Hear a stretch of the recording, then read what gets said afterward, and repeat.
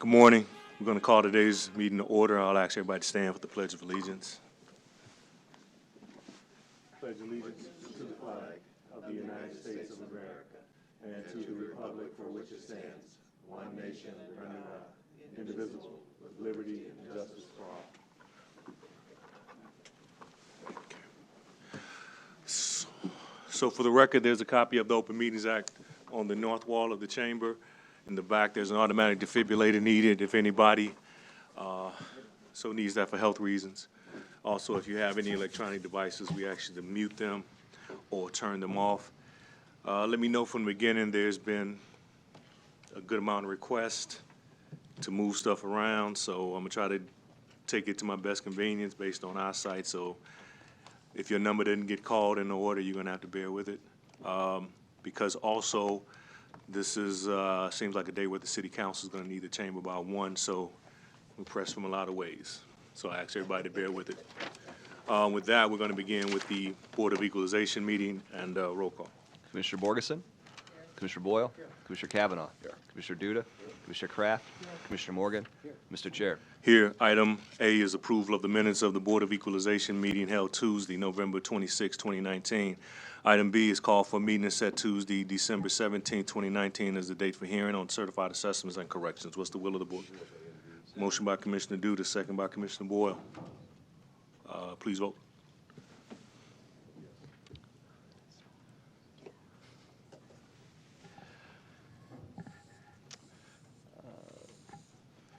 Motion passes. I'm not sure about the screen this week, but Commissioner Boyle's vote will not appear. He votes yes. Motion passes 7-0.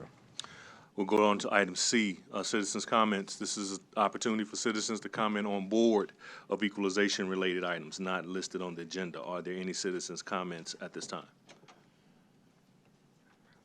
Seeing none, we'll move on to resolutions. There's items D, E, F, and G, which are routine. What's the will of the board? And adjourn? The motion to approve D, E, F, G, and adjourn by Commissioner Boyle, seconded by Commissioner Duda. Please vote.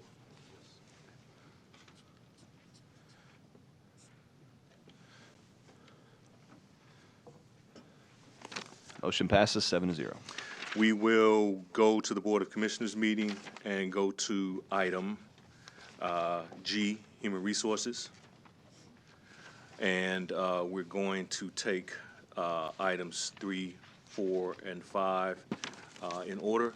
We'll begin with item 3, which is a resolution setting the 2021. We got to do the roll. Sorry. Roll call. Commissioner Borgeson? Commissioner Boyle? Commissioner Kavanaugh? Commissioner Duda? Commissioner Kraft? Commissioner Morgan? Mr. Chair. Here. Let's go item 1, minutes and claims. Letter A is approval of the minutes of the Board of Commissioners meeting held Tuesday, November 26, 2019. Item B is approval of claims submitted for payment and process through Tuesday, December 10th, 2019. What's the will of the board? Motion by Commissioner Boyle, second by Commissioner Kraft. Please vote.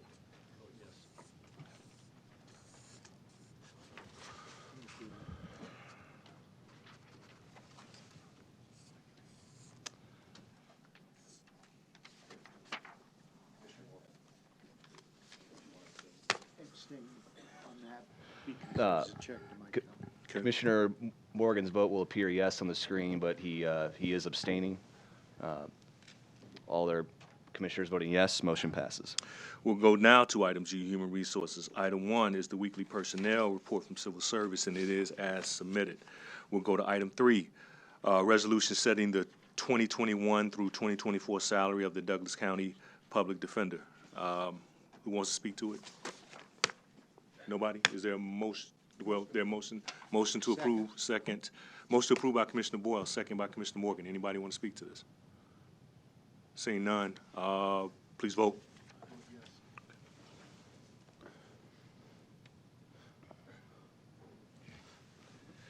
Motion passes 7-0. Item 4 is a resolution approving the 1-year extension to the Memorandum of Understanding with MAPPA to coordinate the activities of the Douglas County's Complete Count Committee, preparation for the 2020 census. Motion by Commissioner Borges and second by Commissioner Boyle. No one requesting, please vote.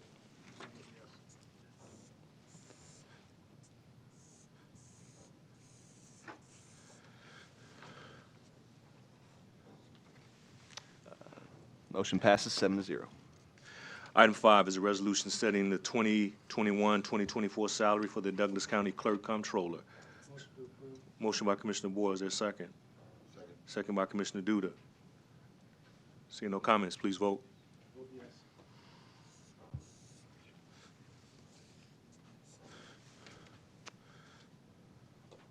Motion passes 7-0.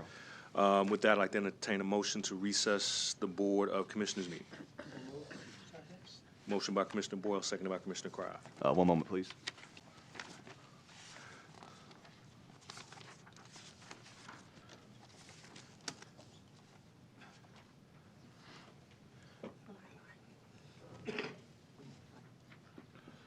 Okay, thank you.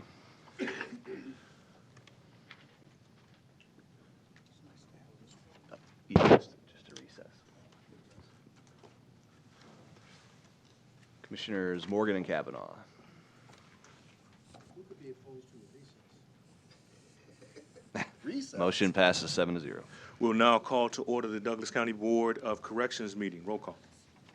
Commissioner Borgeson, Commissioner Boyle, Commissioner Kavanaugh, Commissioner Duda, Commissioner Kraft, Commissioner Morgan, Mr. Chair. Here.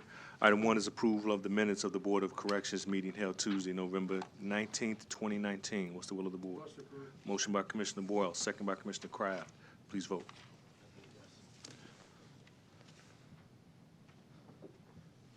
Motion passes 7-0. Item 2, citizens' comments. This is an opportunity for citizens to comment on the Board of Corrections matters not listed on the agenda. Are there any citizens' comments at this time? Seeing none, we'll move to item 3, report from the Director of Corrections. Mr. Myers.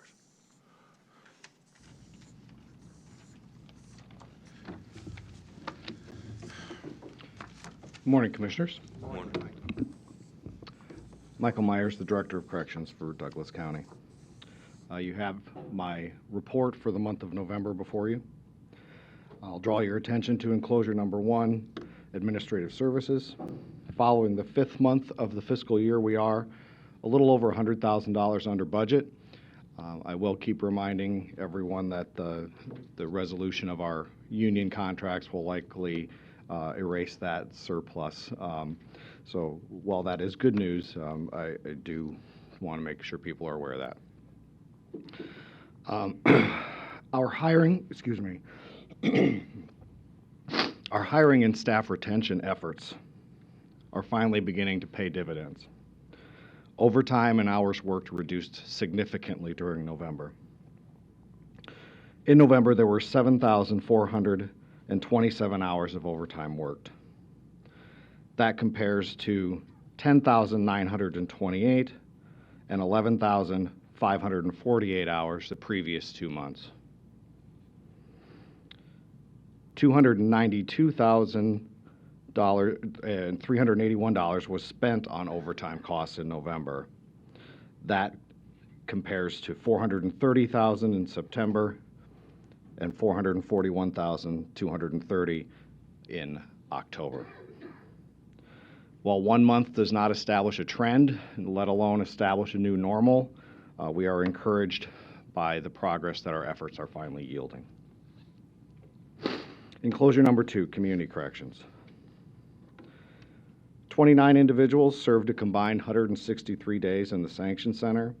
Another 29 individuals served a total of 168 days in the Transitional Discharge Center. Those are efforts that we have implemented in the last year to move folks to the community corrections building rather than keeping them in jail. So those, between the two of those, we're saving about 10 bed days per day.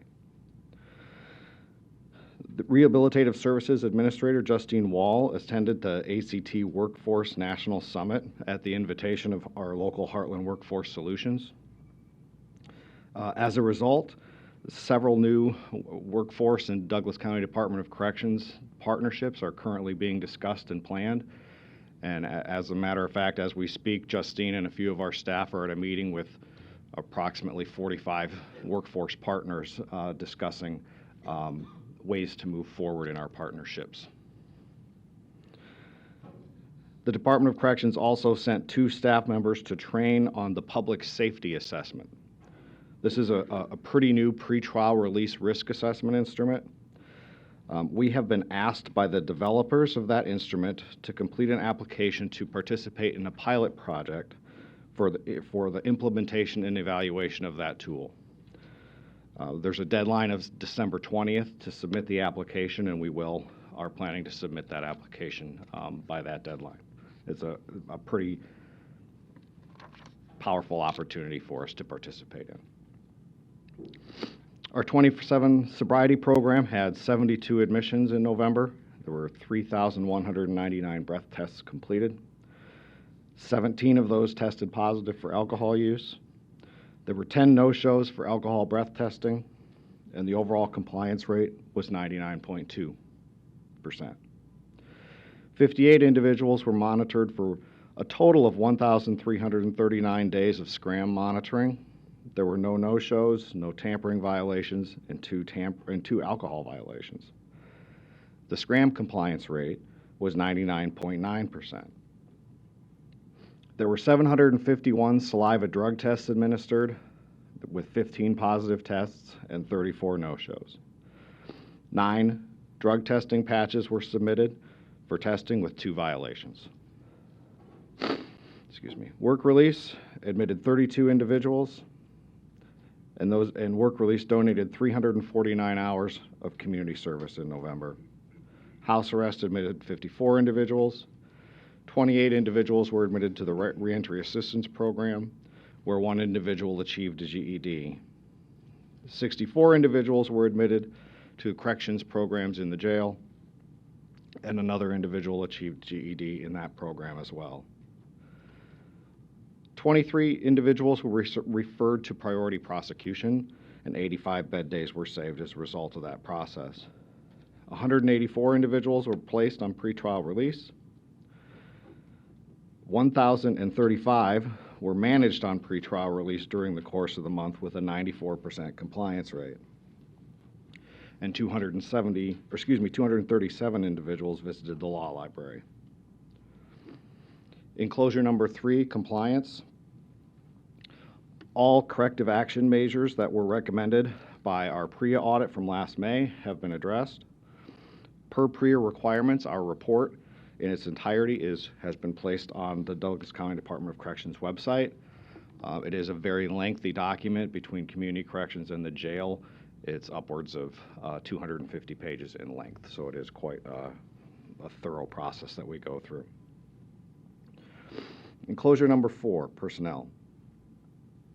22 new officers graduated from training on November 15th and have completed field training.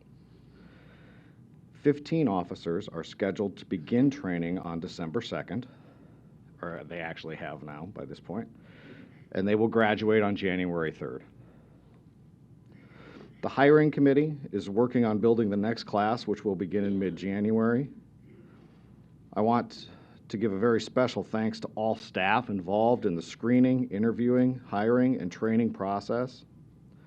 Hundreds of applicants have been screened and interviewed, and 80 officers have been hired since July 1st. This has resulted in a net gain of 33 officers since July 1st, which puts us well ahead of the estimate we anticipated gaining by this point in the fiscal year. 7 officers, all below the rank of sergeant, left employment during November. Most of these departed to take positions with various law enforcement agencies who began their academies in December. We had a net loss of 7 custody staff throughout the officer ranks during November. Concluding the month at 353 of our authorized 396. However, we did have 15 officers who began training on December 2nd that are not included in that total. Enclosure number 5, population. We have good news on that front as well today. Our admissions for the month were 1,589. Excuse me, bear with my cold this morning, thank you. We released 1,561 individuals. Our high count was 1,283. Our low count was 1,222. our average daily population was 1,253. That is a decrease from the previous months. There were 355 custodial sanctioned bed days during the month. The U.S. Marshal population increased slightly. The ICE population increased slightly. We are still keeping the caps, the reduced caps on that, on those numbers that we have had since our population spiked over the summer. The felony pretrial population decreased. The misdemeanor pretrial population decreased. Probation violations decreased. The female population increased slightly, and there were 4 female housing units open throughout the month. Our population breakdown by race and gender, and again, community corrections is not included in this total. 33% were African American males, 33% were Caucasian males, 13% were Hispanic males, 3% were Native American males, and 1% were Asian males. 9% of our population were Caucasian females, 5% were African American females, 1% Hispanic females, 1% Native American females, and we had 0% Asian females in custody. Turning your attention to closure number 6, medical.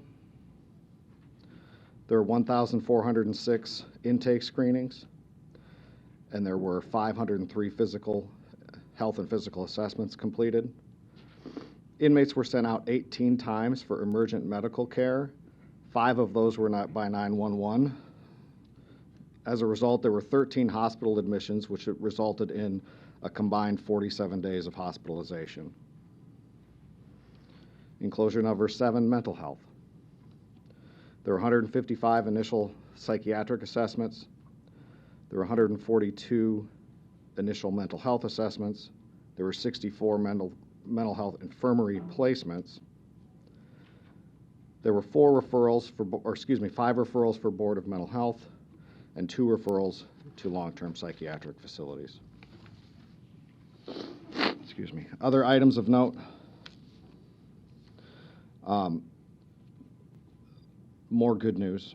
We have been able to close both gymnasiums, which had been previously functioning as housing units due to the recent drop in our population. While those spaces are functional as housing units, they are certainly not preferable. I would like to acknowledge the DCDC staff and our local criminal justice partners for their emphasis on reducing our population. For instance, probation violators in custody have dropped by more than 80 per day since their peak over the summer. We will continue to push for safe alternatives to incarceration at every opportunity. Nearly 200 staff members responded to an anonymous online survey conducted in partnership with UNO. This survey measured opinions regarding a number of topics regarding staff engagement. The data is still being analyzed, and we will present it to the board at an upcoming Board of Corrections meeting. I have seen some of the preliminary data, and there is some encouraging information in that, and there's also tells us what we need to work on. The UNO School of Criminology and Criminal Justice recently conducted an intensive recidivism study on the factors that are correlated with recidivism for our very own population here in Douglas County. You may recall a couple of years ago we spoke about an initiative where we were interviewing thousands of people on intake and doing a very lengthy assessment and building their own profile that we could track over time. That data, so we interviewed approximately 5,000 individuals who were interviewed and assessed in 2017 to measure a variety of factors, including housing, mental illness, substance abuse, brain injury, and many others. We are now able to see which of those factors are most predictive of recidivism. This data will be invaluable in refining our focus and allocating our resources to have the greatest impact on the quality of life and public safety for the citizens of Douglas County. The researchers at UNO have agreed to present their data at future Douglas County board meetings.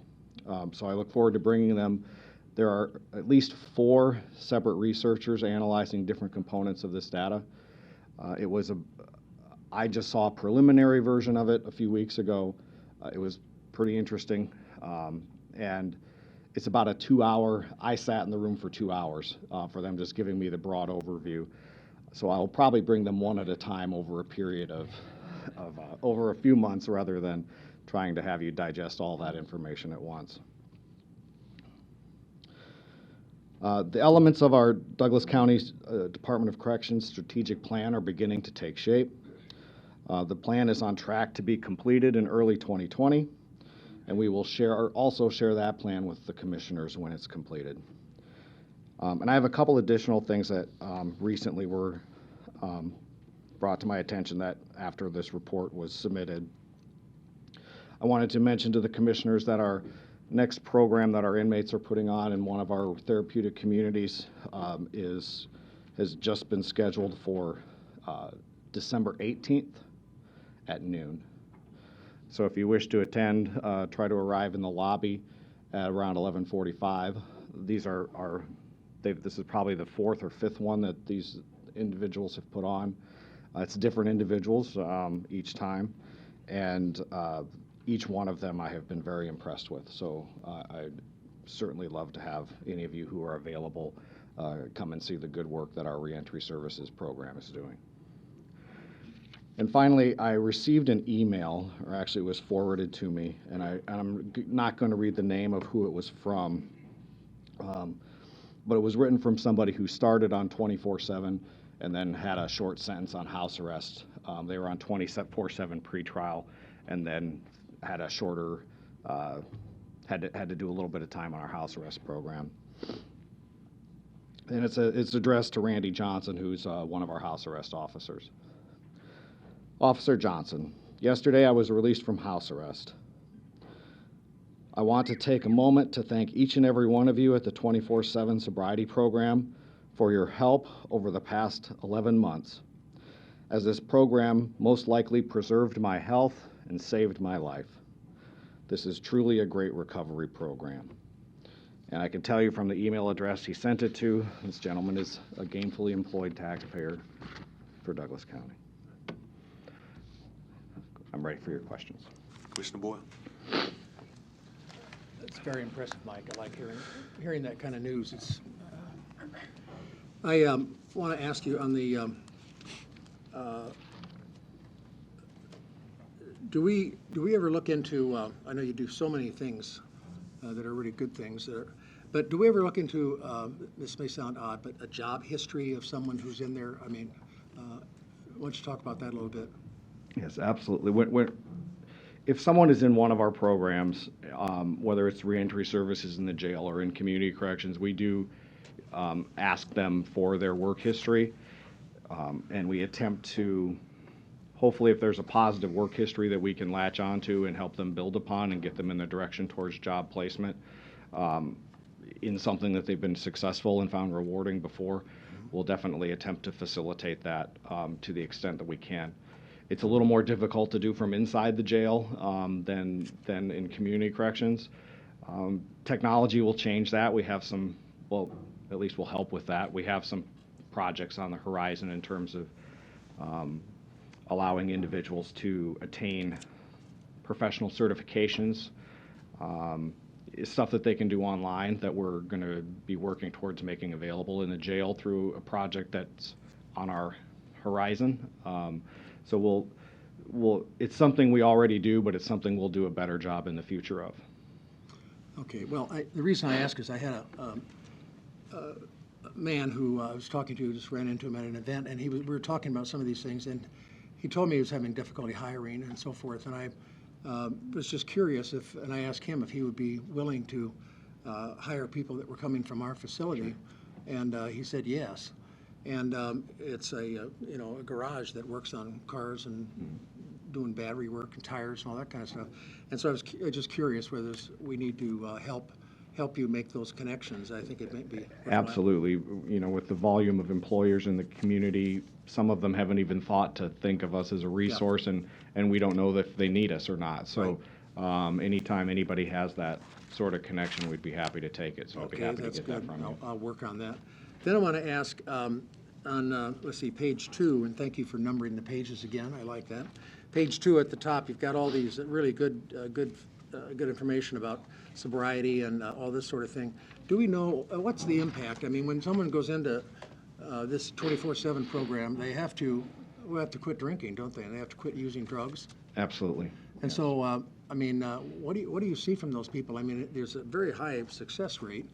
I mean, they're trying to stay out of jail. Absolutely. Pretty good incentive. Yes. So the compliance rates during the program are right in line with, or maybe even slightly better than other 24/7 programs that have been in existence for longer than ours. What we have also seen is we also have seen a drop in recidivism. What I can say is that specific to DUIs, there's more study that we need to do on other offenses. But if you recall, 24/7 was originally very much focused just on the DUIs. Right. It has expanded somewhat, you know, in the last couple of years to try and serve more people. So my recidivism data that we have is geared towards DUIs. But there is a significant drop in DUI recidivism for people who have successfully completed the program. I'm really impressed with it. I think it can change lives, so really Absolutely. Interested in that at all. And then a question on all of these programs that you have put in place, you know, the reentry assistance and corrections and so forth. I don't need an answer now, but I'm curious, which ones are mandated by the state and which ones are unfunded mandates that we take on to better the people, try to help the people that are incarcerated? I'm pretty sure I can answer that the number of programs that are mandated is 0. You know, these are all things that we do because they actually are more cost effective. I mean, we could just have a jail. We don't have to have a community corrections building. We know that it actually costs the taxpayers less to run community corrections the way we run it, compared to keeping them in a jail. And the outcomes for the community are far better when we can work with individuals on stabilizing their lives, mitigating the risks and meeting their needs, so that they're successful when they're released. Well, that's what I thought, and it's really shocking that all of these, you know, the state goes for punitive, you know, how do we punish these people? And we're trying to say, let's get them out of there, help them and get them on another trail, which we need to continue to focus on. Am I through? I'm You got another through. chance. Couple more questions, but that's okay. You got another chance later. Commissioner Kavanaugh. Thanks for this. The authorized strength and on-hand people, if I'm reading this right, is 470 are authorized for 470 corrections officers of various ranks, and currently you have 424 on hand. I'm on page 11 Right. of your report. I think, if I heard you correctly, that's an improvement over the previous month, making some progress there. During this month, and I think you touched on this, we had some people leave, is that correct? We did. And how many was that? There were 7. 7.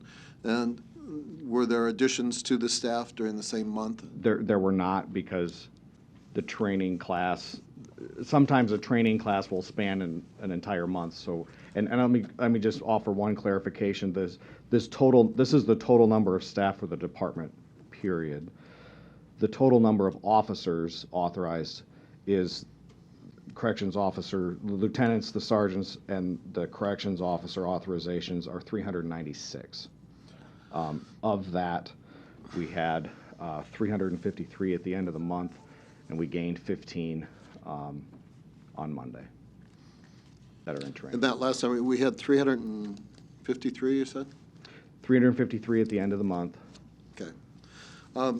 And I was coming to that because the lieutenant and sergeant's component of this appear to be at 100% authorized strength. Correct. It's the corrections officers, kind of the frontline officers, that are authorized at 337 and are actually at 294, or 87% of authorized strength. Right. And that appears to be, of the bulk of the staff that you have, the area where we're most understaffed. Correct. And that's been the case throughout this. And I follow this on your graph as well. It looks like we have a high point, and I don't know why this is, and I'm asking for clarification. At some point each month on the graph, and then it trails off towards the end of the month. Why is that? Though each one of those spikes represents when we hired a new class of officers. So around the 1st of November, slightly before the end of October on that graph, we brought in 22 officers. They all start on the same day. They all go through the academy together. So it spikes up all at once, and then the gradual decline or the attrition that we experience between classes. Okay. So if I'm reading this right, there's 1, 2, 3, 4, 5 spikes basically in the last calendar year, 7 in the last 18 months. Is that fairly accurate? Yes, it is. Okay.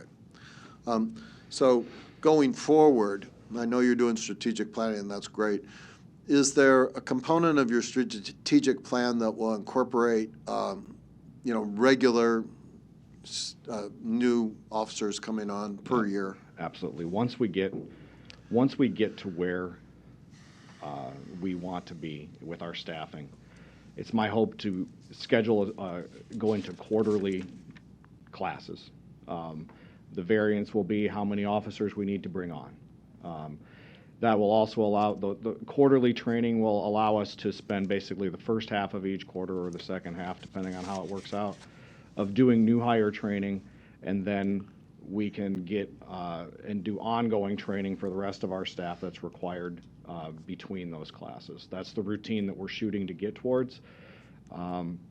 We haven't been able to establish that routine because our focus has been on how can we hire and train faster, and that's. But we're getting. I don't want to put the cart before the horse, but the place feels different. I've actually heard a couple of gripes brought to my attention about people not being able to get the overtime that they want to get. That's a good problem to have. I'm glad to hear that. And we might come back to this, but real quick on page 3, relative to the racial component of our population, it appears that we continue to be majority-minority correction center. And if I'm calculating this correctly, it's 56% minorities, 42% Caucasian. Is that about right? That's about approximately. There's a couple percentage in there Right. that's. Yeah. But, all right, I'll come back to you on my next chance. Thank you. Thank you. Commissioner Borges.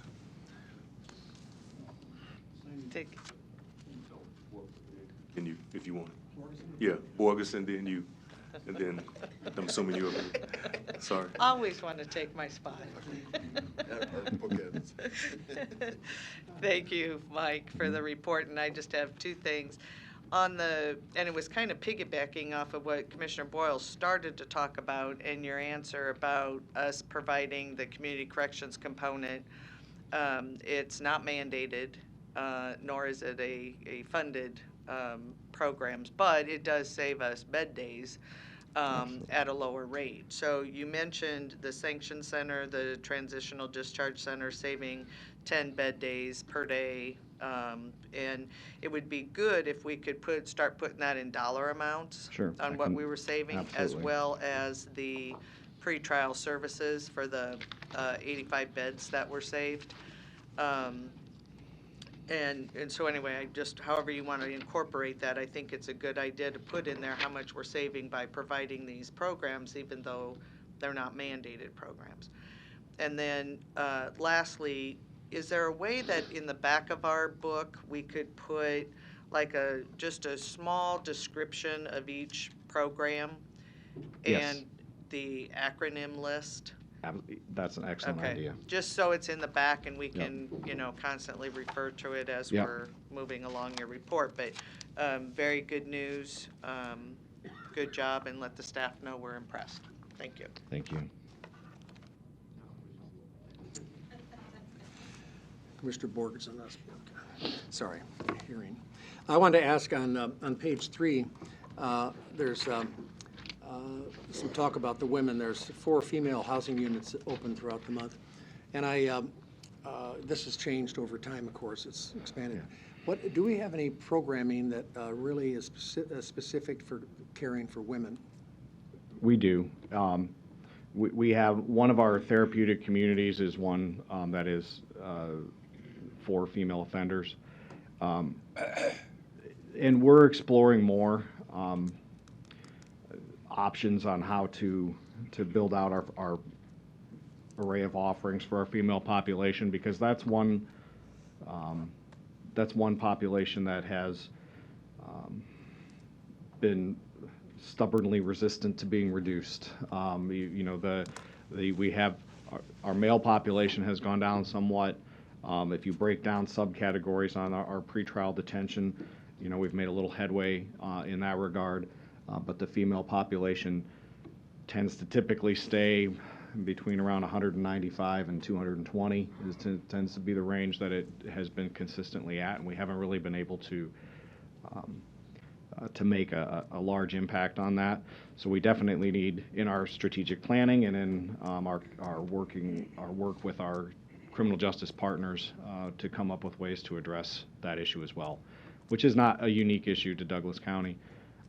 It's been a trend kind of across the country that the female population that is taking up a larger proportion of the whole incarcerated population than it used to. Do you know the number of women who've been victims of domestic violence? I mean, are most of them, or what do you do about that? I mean, are you in touch with Catholic Charities about getting them shelter or anything like that? Yeah, our reentry specialists gather that information through their personal interviews with the women who they work with, and we'll make referrals that are appropriate to their situation. Some of those connections, and this is one of the things we need to continually strive to get better at. It's a challenge to make some of those connections when most of your population is pretrial, because you want to make a referral to somebody and we say we're not sure when they can actually come.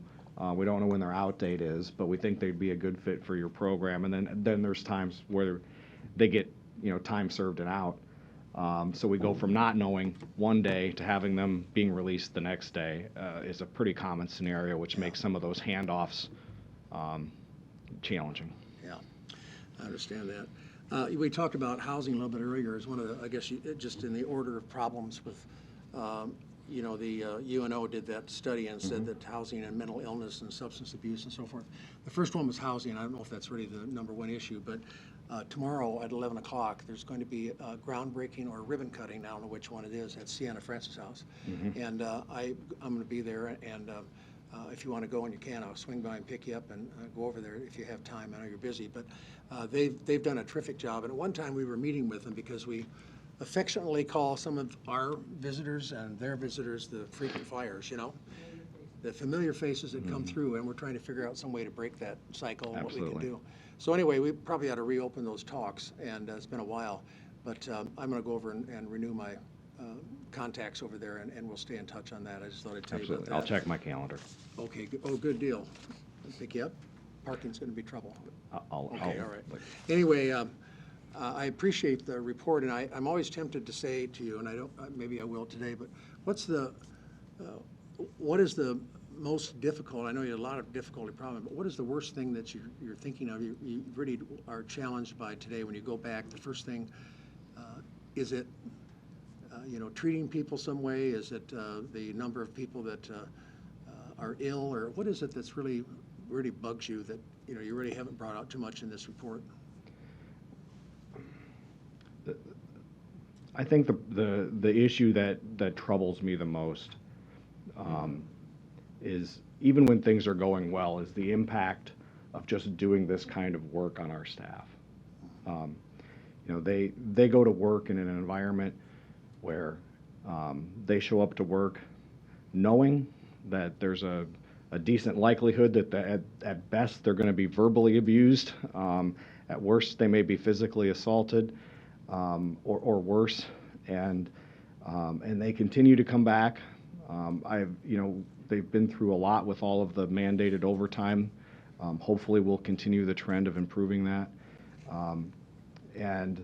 Really, one of our big focuses on strategic planning is trying to figure out how we can best counteract the negative impacts of working in a jail on individuals' physical and mental and emotional health. That really is if my mind is going to dwell on things that I wish were better for our department, that's probably the number one thing. Thanks a lot, Mike. Commissioner Kavanaugh. Now, followed up on a couple of things that we talked about earlier. So the strategic plan regarding hiring, and I'm sure that you've gone to conferences and have communicated with your peers in the corrections community relative to if you got an institution like the Douglas County Corrections Center, 12-month period, such and such a population, and I guess our average daily population is 1,253 in the last month. The high was 1,283, which is pretty close to totally full, Yes, right? absolutely.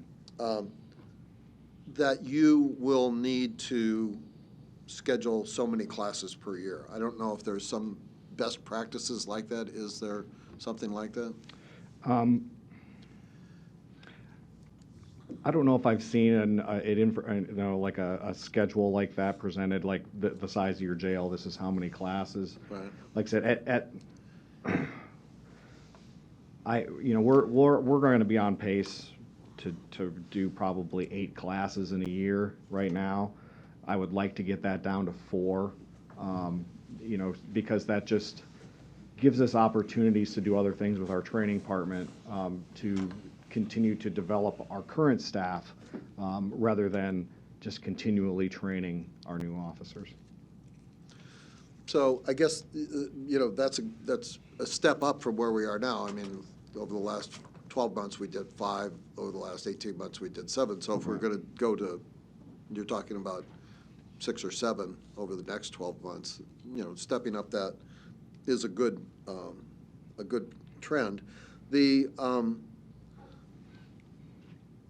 staff to population equation, say we've got, the corrections officers of 294 and a average daily population of 1,253. That's 1 to about 4.2. Is there a metric like that which is common in the corrections? No, and I just for clarification, it is 394 is our authorized, total. So there's not really, because jails are constructed in so many different manners. I've been to jails that have a similar overall capacity that have much fewer but much larger housing units, and where they have multiple officers in a few units versus one officer in several units. So there's not necessarily, to my knowledge, a recommended officer to inmate ratio. Okay. Relative to this UNO recidivism study, which is very interesting, I'm glad you brought that up. You've had a briefing on this. I did. Okay. And just kind of your 30,000-foot executive takeaway, what are the top few recidivism factors that pop out? Housing instability was number 1. The mental illness, the substance abuse, the things that we would suspect would be driving our population do in fact drive our population. I'd hate to speculate, test my memory from a few weeks ago after 2 hours worth of data I'd rather not misstate something, but those factors are among the top. And was this study conducted on the Douglas County Correction Center population? Yes. So in 2017, when we began our reentry services program, the first thing we had those staff do before they actually started working in the capacity that they are today Right. is they spent about 7 months just doing interview after interview after interview. Collectively, they interviewed around 5,000 people. And so now, 2 years later, we're able to track what's happened in the lives of these 5,000 people. Okay. Were race and income factors? I can't recall on whether if those were presented to me, but all of that information was gathered. But I don't recall whether that was, those were driving recidivism. Okay. And we're going to have an opportunity to see this in the new year? Correct. Yep. I actually have a meeting with them again on Friday, and we'll be planning their presentations to you in the new year. Right. Thank you. Commissioner Borges? Okay. One question. That sounds like something I was watching on television recently. Well, I'm gonna give you the one question Okay, instead here's of the the question. yield. 'Cause, I'm going through this book, signing payroll, and one of the things I came across was, and I'm not trying to be a total jerk, but yeah, I am being a jerk. It's the cost center is 552013, which doesn't mean anything except it's corrections, courthouse, jail. It's not.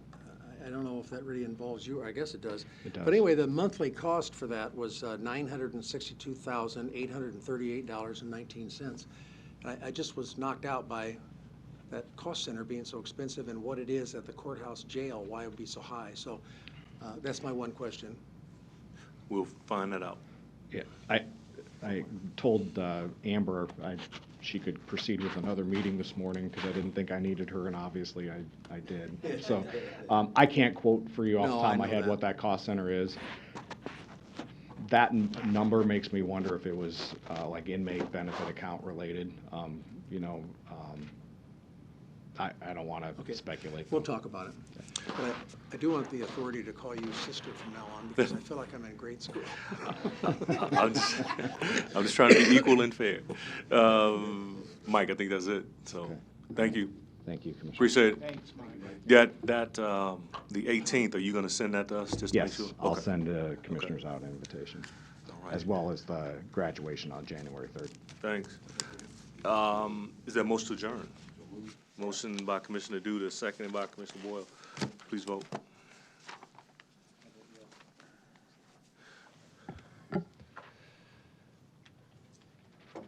Motion passes 7-0. Is there a motion, a second, to reconvene the Board of Commissioners meeting? Motion by Commissioner Boyle, seconded by Commissioner Morgan. One moment, please.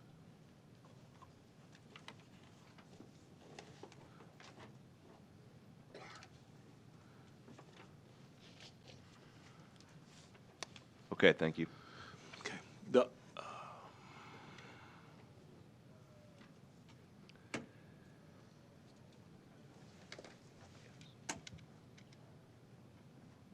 Commissioners Duda, Kavanaugh, and Morgan. You're voting yes, Commissioner Boyle? Yes. Okay. Motion passes 7-0. There's 12 items on the consent agenda. Is there a motion to approve? Motion by Commissioner Boyle, seconded by Commissioner Duda. So let me note first that there's been changes made to item C, which is the 911 contract, from the original version that was online. So, my understanding in reading those changes are pretty minor. Dan Esch, Douglas County Clerk. It was just a date change. I think I don't have it in front of me, but it was the second or third whereas. It said that through December 31st, 2018, it should say 2019. And then the final whereas, there was just like 2 words taken out. So nothing substantively changed. It was just kind of typos that we caught after the fact. Those changes are noted. Commissioner Kavanaugh. Thank you. Relative to the item at consent agenda 2F, this is a item to engage law firm Fraser Stryker for legal services regarding Dugan versus Douglas County. And I just bring this up because we've had some discussion on this, and the item proposes basically $50,000 budget for this one case to be expended on various lawyers at a fee rate between $220 to $315 per hour. I just point out that this is far in excess, times, I don't know, 3 or 4 times what the county pays for appointed attorneys for first-degree murder cases, which arguably might have more significance than a personal injury, wrongful death case like this. And there's also, kind of a question of screening. In first-degree murder cases, you have to show qualifications to handle a first-degree murder case to be appointed. There's no such qualification here. So we're paying a lot more with a lot less proof that these people have any familiarity or that the legal community would have better representation at a more modest cost, which it certainly would. I just point this out as a lawyer because this jumped out at me. We're capping this at $50,000, which is, if you go to the records and look at court appointments for a lot of other cases, it's way, way over what that is. And this is something that I can't support. No reflection on the attorneys from Fraser Stryker. It's just that this is not the best use of our tax dollars for legal representation, and we can do better. So on that, I'd ask that it be set aside for a separate vote. That's fine. Commissioner Boyle, did you want to comment on that item? We're going to pull it, so I'll give you first chance when we say take it separately. So the clerk has, we're taking that separately? Yes. Okay. No further questions. Please vote on the items except F.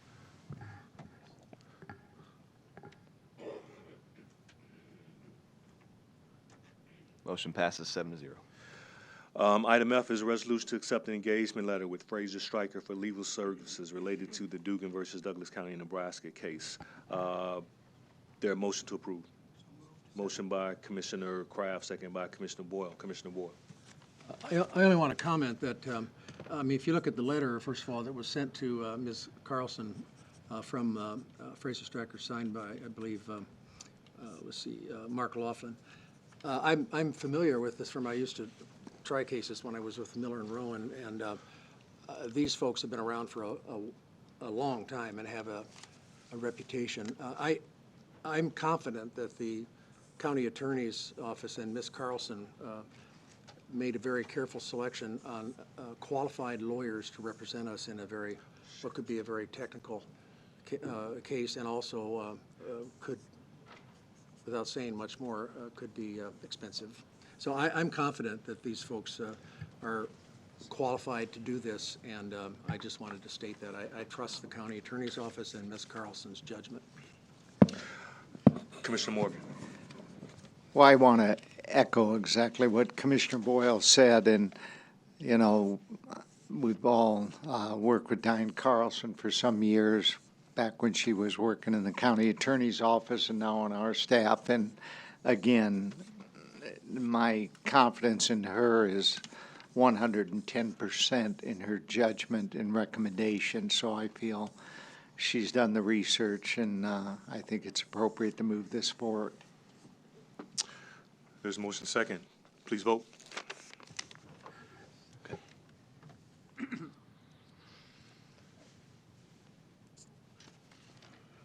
Commissioner Kraft. Motion passes. Commissioner Kavanaugh votes no. Other commissioners voting yes.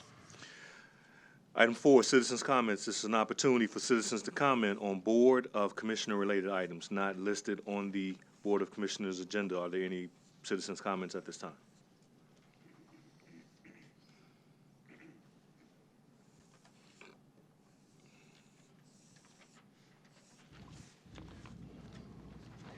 Larry Store, 5015 Lafayette Avenue, Omaha, Nebraska, 68132. I spent a lot of time the last week watching a lot of stuff on government. And I had a lot of thoughts about, gee whiz, the guys in the House of Representatives must have been watching Omaha Douglas County Board meeting, Omaha City Council meetings on the internet or something, because there just seemed to be an awful lot of parallels. Discussions about rules of order, parliamentary rules versus their rules, people being called out of order or being told they're not recognized. None of them were actually walked out, however. But a lot of those kind of things kind of happened here over the last year and probably prior. So I'd like to summarize some of those types of things. Not being able to talk about what's on the agenda, for one thing.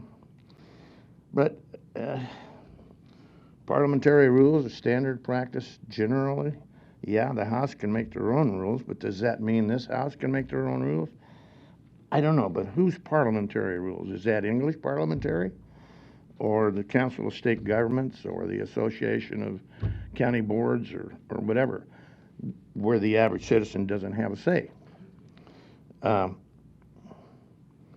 Even some of our own members here want to become a citizen, an average citizen or regular citizen, and come to the microphone.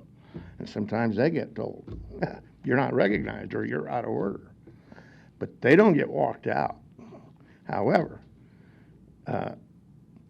that's kind of disrespecting their rights as a citizen. Although if they were commenting on something on the agenda, they would be out of order as a citizen. So, gee whiz, folks. I guess we all know who those two people are. And as a citizen, I've watched quite a few different discussions where they've attempted to be a citizen and been treated rather unfairly, I think, by the rest of you on the 7-member board. Founding Fathers told us about that, too, that power corrupts and human nature intercedes into things and you don't get the government you think you're getting. So they put in there certain ways to alter that government when it's not representative to the citizens. There's very little discussion of that. Local news, Bellevue, you got people down there that's upset with each other, wanting to fire each other, regardless of what citizens want to do. The different chambers here in Omaha have different rules. That gets to be kind of confusing for citizens. Got a different set of rules here versus a set of rules in the city council, but it's all in the same building. We pay tax dollars for the whole thing. Transparency. Yeah, I know you're busy, but there's just an awful lot of things that there's not much real plain language discussion on. Not even in the media, well, the official media, and I'm referring to the Omaha World Herald. But quite often now, I can get a free press. Stories that are topics here often. Free press in the Reader. A lot of information in there. It makes me sorry we let a lot of things happen. But we didn't know what was going to happen when those things came up.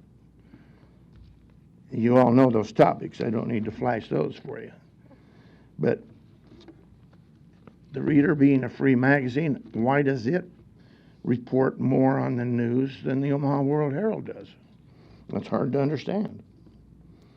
House of Representatives, I guess I mentioned that. The other thing is, in your own rules, you say will not take action on comments during public things. So why in hell would citizens want to comment? Thank you. Thank you. Any other public comment, citizens comment? Seeing none, we'll move on to item 5 in presentations. And item A is an update on the Omaha Bus Rapid Transit project from Kurt Simons, Director of Metro.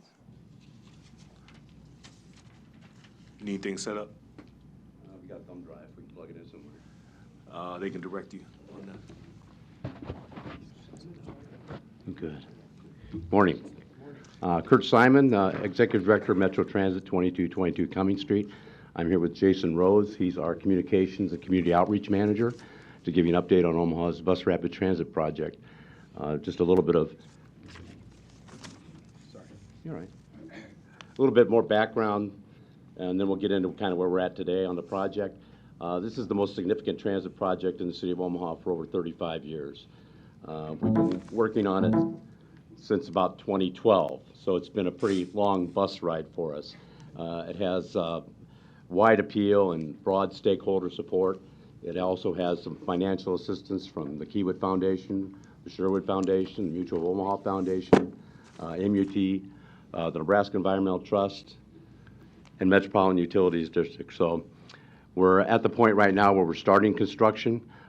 Bus Rapid Transit, hopefully you've heard something about Orbit, Omaha's rapid bus transit system. It's not some new idea that we plucked out of the sky. It's been going on internationally for years. There are many such bus rapid transit systems in the United States now. Indianapolis has what would be considered the platinum standard of bus rapid transits. Ours is probably going to be more along the lines of a silver type of a service. Kansas City has two, and they're building a third. So one of the things that's been pointed out in numerous surveys that have been taken over the past several years are that Omaha really needs to make such an investment in their public transit. So I'm going to turn it over to Jason. He'll go through kind of where we're at right now, how we got here, and I'll pick it back up when we get to the timeline.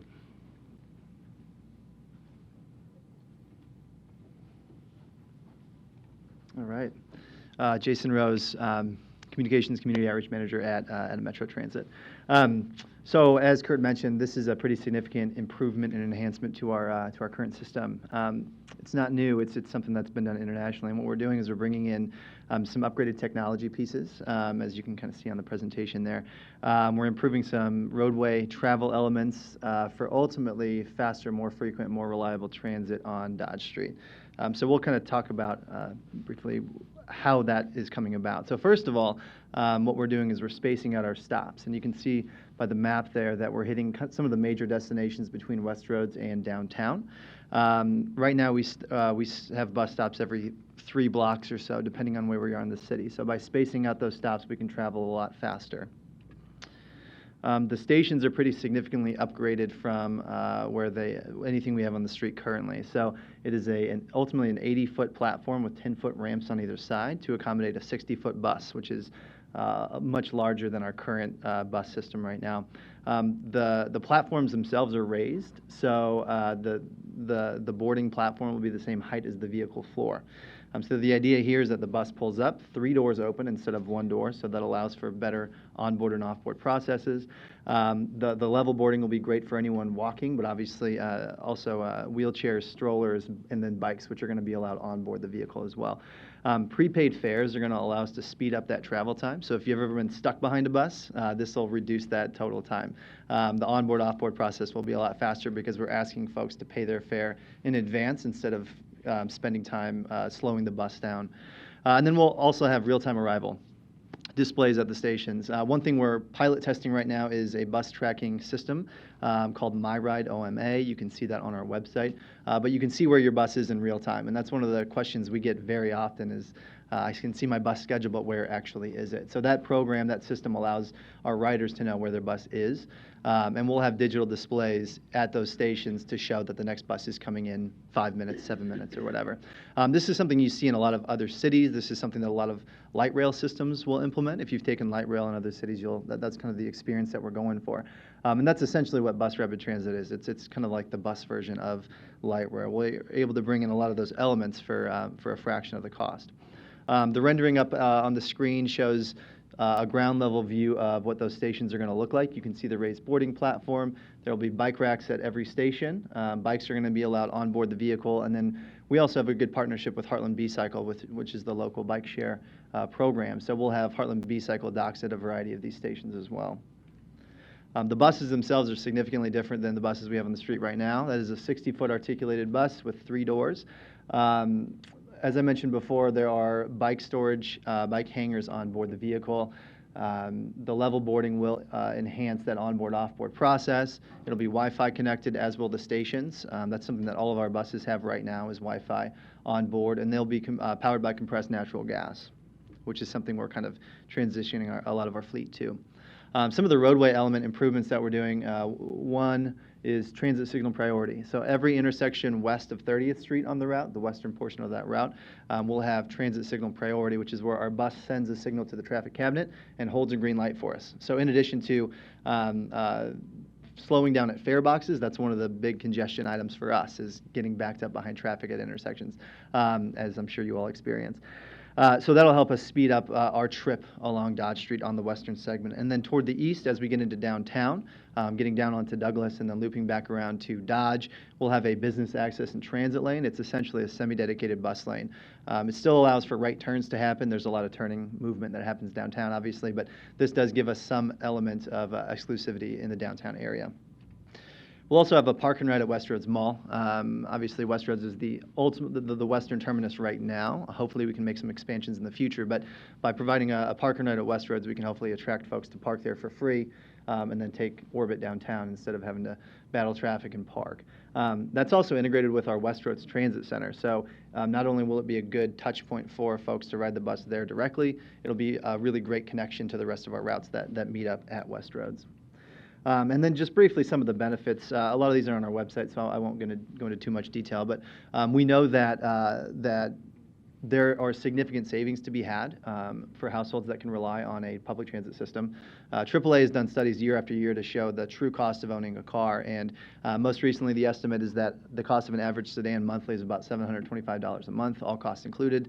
Our monthly bus pass is $55, and we have quite a few pass programs with universities where staff, student, faculty members get their pass for free, right? So there are these great programs that allow people to really save a lot of money, and attraction to systems like this can only improve that.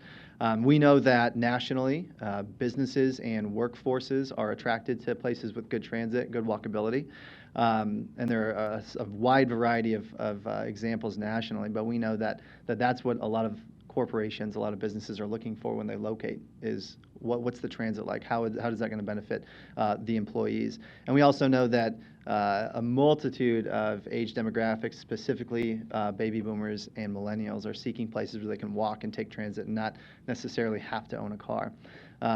Ultimately, though, we're looking at a more connected region, and that's the ultimate goal, is providing a hopeful framework of Orbit supported by and supporting the rest of our bus route.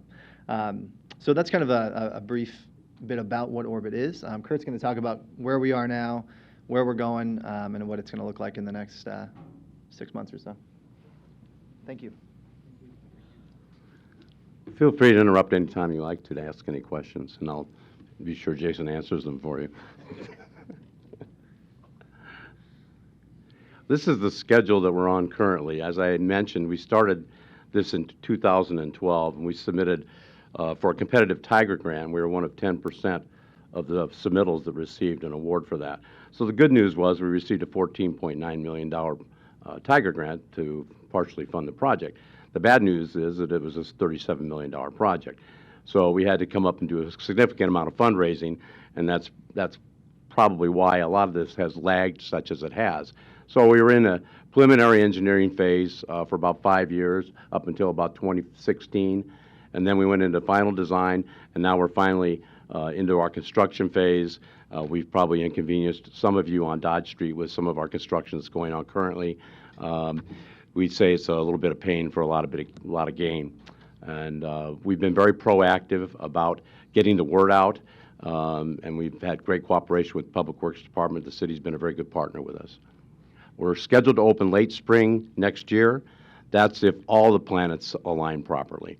So hopefully late spring next year, we're going to be up and running and operational. We're currently under construction at 8 locations out of 24. Most of them are on the west end of the corridor, and they're all on the north side of the street, as you may have seen with some of the places that are closed.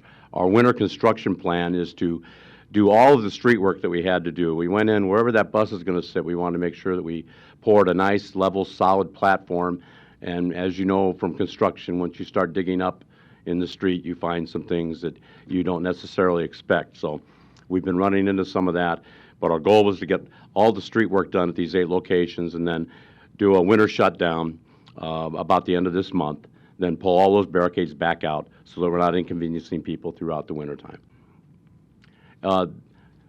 The Dodge Street is really kind of the backbone of our system to begin with. There's currently a bus that operates on Dodge Street. It carries a significant amount of our passenger load, and it connects very well with the balance of the metro system. That's a background of our system as it exists today.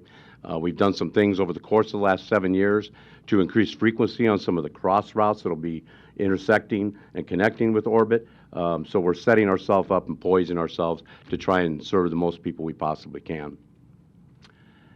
With that, I take any questions that you might have. I want to thank you for letting us come today and just give you a real brief, quick update on the project. We're real excited about it. We have some information we'll leave with you. If you have any questions or you have any groups or constituents that you deal with that have questions that would like us to come and speak to their groups, we'd be more than happy to do that too. Okay. Commissioner Kavanaugh. Thank you. Thanks for this. Are we going to be able to get a copy of your presentation here? Could you send us a hard copy of that? Certainly. Is the full presentation there? Yeah. We have it with us today. We'll hand it out before we leave. That'd be great. This is very exciting. I agree with you. This is a big step forward. The questions I have relative to the actual buses, these are new acquisitions by Metro, is that right? That's correct. Okay. These new buses are powered by natural gas, which is actually a result of fracking. Was there or is there a possibility that we could realize a transition of these vehicles and possibly our entire fleet to clean energy electric vehicles sometime in the foreseeable future? Well, there's always a possibility, and the technology is getting better, and it's getting less expensive. But an electric bus of that size, that bus is about an $800,000 bus. Uh-huh. An electric bus of that size would cost in the area of about $2 million. And then you have to have the charging infrastructure to support that. Now, the battery technology is moving along quite quickly. So to answer your question directly, yes, in the foreseeable future, I see those opportunities. We're a fairly small to medium-sized property with not a lot of resources. We like to let the bigger agencies of the United States do the R&D before we put stuff into service. Sure. So you're kind of tracking that. I think everybody is. There's a transition here from, kind of carbon-based vehicles to, clean electric vehicles, industry-wide and population-wide. We're actually looking at a car right now, and I think in 10 years everybody will be looking very seriously. But you're right about the transition of technology brings down the cost. And currently, does Metro have any electric vehicles? We have no electric vehicles currently. The Westroads terminus of Orbit, will that have a park and ride component in it where you can take your car there and leave it there and then come downtown? It will. It'll have a minimum of 75 stalls available for the public to park at. The cost of getting on and riding this is the same as getting on a regular bus? That's the plan, is to make it exactly the same as the rest of the system. And what is that currently? It's $1.25 with an extra 25 cents for a transfer. And there's a student and senior discount on that as well? There is. Students ride for $1, and senior citizens and persons who experience disabilities ride for 60 cents. Relative to the numbers, I mean, that Dodge Street corridor used to be the number 2 bus. I don't know if it still is, but. It is. Okay. That's a heavily utilized route, I presume, currently. Do you have some projections on numbers going forward? Are you anticipating a greater use? Sure. To put it in perspective, we have approximately about 1,550 boardings a day on that Dodge line, that route number 2, and the projection is opening day to go to 2,700. That's great. The final question, and this is relative to your overall route. As you're aware, one of your partners on this, the Metropolitan Utilities District, is transitioning from their headquarters here to a North 72nd Street headquarters. And I've had constituent inquiries relative to this, and I just wanted to get it out there, and maybe we can address it, that the current Metro route does not reach the new proposed MUD headquarters on North 72nd. Is that correct? That is correct. Is there discussion about extending public transit to the Metropolitan Utilities District headquarters? We've met with MUD to discuss what their options might be. Running all-day public transit to that particular location is a pretty expensive option, at least today. And the built environment really isn't really very good for transit or pedestrians or bicycles. There aren't any sidewalks in many of that area. It's not a very good, it's very remote for transit purposes. But Sure. there are other alternatives, and we're certainly working with them on those. Okay. Thank you. You're welcome. Just can I make one little comment about the electric buses? The transition of our power plants has to take place too, because even today, if I had electric buses, I'd be getting them from a coal-fired electrical plant. So, Right, and you bring up a good Well, point. let's leave it there to you next I'll time. come back. Yep. This is a very good point. I'm not speaking for MUD, but no, for the record, I think MUD is planning to maintain downtown payment options for people if they're not there. So, Commissioner Boyle. Kurt, first of all, thanks for coming by, and it's great to see you. you too. I have observed some things in other cities, and one of the really unique things that really was helpful, I wasn't taking a bus, but I noticed in Washington, D.C., that in the front of the bus, at the very top, there's a yellow light that goes back and forth, which tells, when you look in the distance, I noticed you could see those buses blocks away, which may be something, it's really an interesting convenience for people waiting. They looking for a bus, and they see that light. I just mentioned it to you, maybe something you might want to think of. It's a very small detail, but it could be helpful. This is really an interesting concept. I'm kind of, why did you choose the West Roads? Was it the parking for the, how come you ended up there? Well, parking was one of the issues, obviously, but we already had a transit center there where 4 or 5 other routes converged. Right. So it was a natural connection point already. Sure. There was already some unofficial park and ride going on at the West Roads. Sure. So there was already some of that being experienced there. Do you think you'll be expanding it further west? One of the things that, we see particularly on Maple Street is that I don't know how far west it goes, but it doesn't go very far west, public transportation. And I know it's expensive, but are you looking into that? We were looking at the possibility of extending it to Elkhorn at some point in time, and then the next logical extension would probably be across the river, possibly as far east as Iowa West. Okay. So those are the 2 logical extensions. Maple Street's kind of like that 72nd Street situation. If you think about it, west of I-680, there's no sidewalks. You're on a state highway. I would drop you off on a state highway, and if you're going to Baker's at 132nd and Maple, you'd have to transverse a drainage ditch and walk through a 400-stall parking lot to get to the front door of Baker's. So it lends itself to a park and ride express type of an operation, and we've looked at that from time to time. Do you have trouble getting onto private property with the bus? I mean, I think at one time there was Crossroads you were able to get on, but you can't anymore or something. What's the story? We generally have pretty good cooperation with people on their private property. Most often the issue is that the side roads and/or the lots are asphalt, Okay. and that bus will tear that up pretty fast. Okay. I want to ask a couple more questions. One of them is, what effect is the legislation that was introduced and passed by Justin Wayne creating a regional bus system? What's that all about? What's going to happen? Well, it allows a mechanism by which for other communities and municipalities and counties to join the transit authority, and provides some funding mechanism by which to make that happen. So it really changes that law to make it actually workable at such time as we're ready to do that. So it will really make the Metro a regional operator as opposed to just a City of Omaha operator. Okay. And I have a question, too. I was out at Metro at a dedication of something, and as I left, naturally I was driving my car, but there were a lot of students who go to Metro waiting for a bus.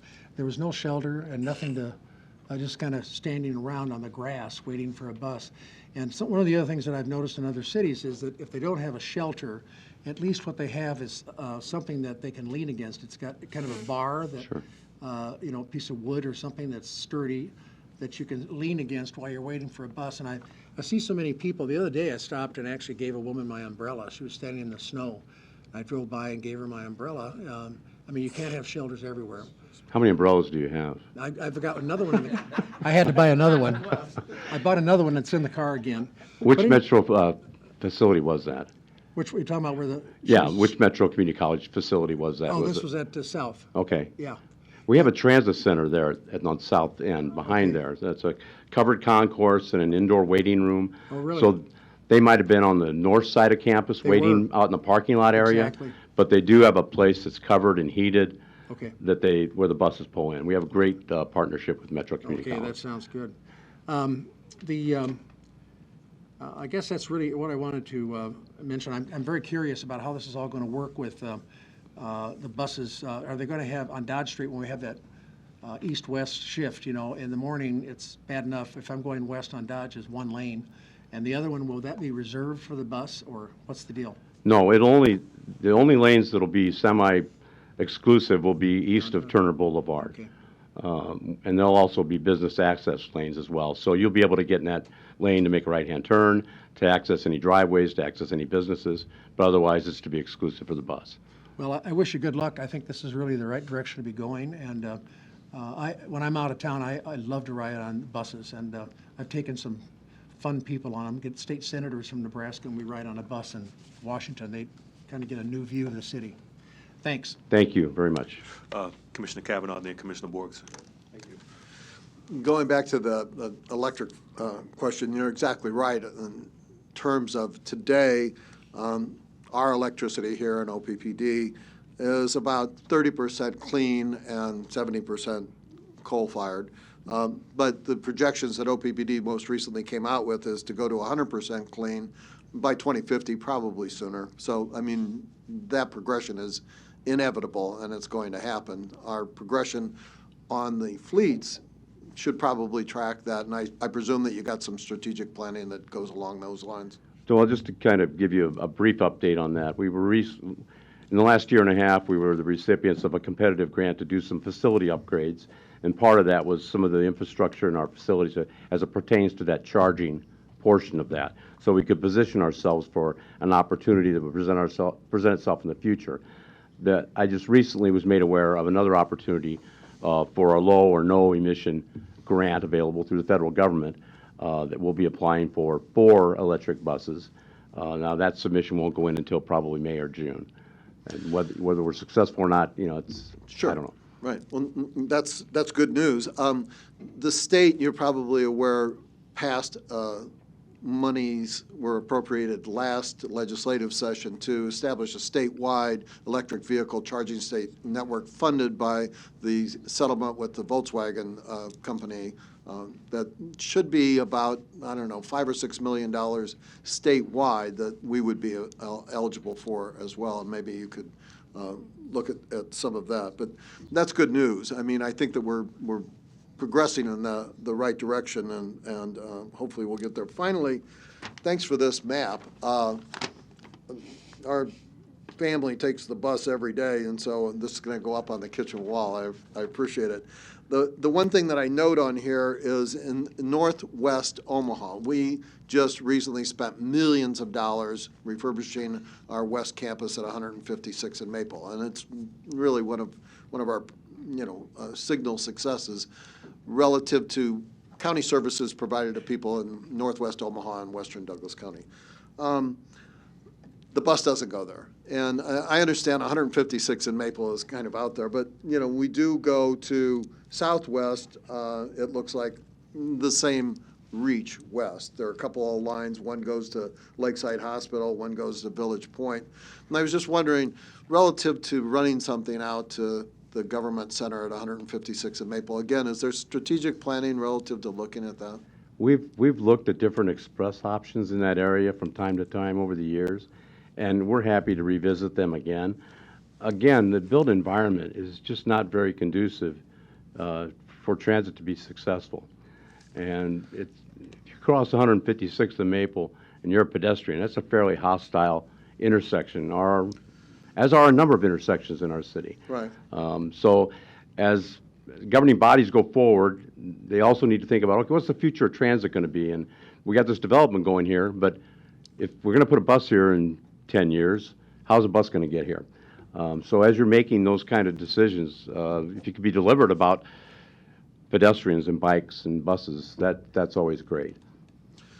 You obviously look at traffic patterns and accident patterns in placing your bus services, is that right? That's correct. Okay. And we just recently moved one of our functions, the election commissioner, to 120th and Center, which I've heard anecdotally is, again, not the most conducive to bus service. Is that a Well, it's certainly a large improvement over where it was before. There's a bus that serves that location all day long, every day. right? So- but I mean, in terms of accidents, and there have been a number that have been brought to my attention at that location, and sidewalk accessibility is another issue there. Is that radically different than what we're looking at 156 and Maple? Oh, there's much better pedestrian and bicycle amenities available there. And if you think of some of the buildings there, some of them aren't quite set back quite as far as some of our other areas in town. So it's a better place for transit, certainly a better place for people that need to access the election commissioner's office than it was out at 114th. Great, Big improvement. good, thanks. This is a great place for that stuff. Thanks a lot. You're welcome. Commissioner Borges. As you know, I represent the western part of the county, and that's where I was going to ask you some questions in terms of how far west do you go currently with your bus? On the north side of town? Or south? Well, the farthest west we go on the south side of town is 156th and Q. On the north side of town, it'd be about 120th and Maple. Okay. So, and this is one of those, I guess, gripes I have, that when a city annexes and doesn't have things set up for services, as you explore your future developments, I would ask that you maybe include some folks from the western part of the county in that strategic plan. I know I've had a lot of questions as to when the bus is going to get out here, when are we going to get a bus, that type of thing. And even if it's not on the on your orbit, to me it would be, even if you had your smaller buses go out there, that would be something for them. But can you give us, and I haven't looked at the materials you did give us yet, but in that, do you have the numbers of ridership throughout the quadrants of the county? That's not in the information we provide you today. Could I maybe talk with you about that a Sure, little bit I'd be happy later to give and you get what we that? have or parse it out however it's to your convenience. Okay, thank you. Sure. But thank you for this and good luck. Thank you. Kurt, I just want to thank you for your planning for the future and what you've done and what you're doing.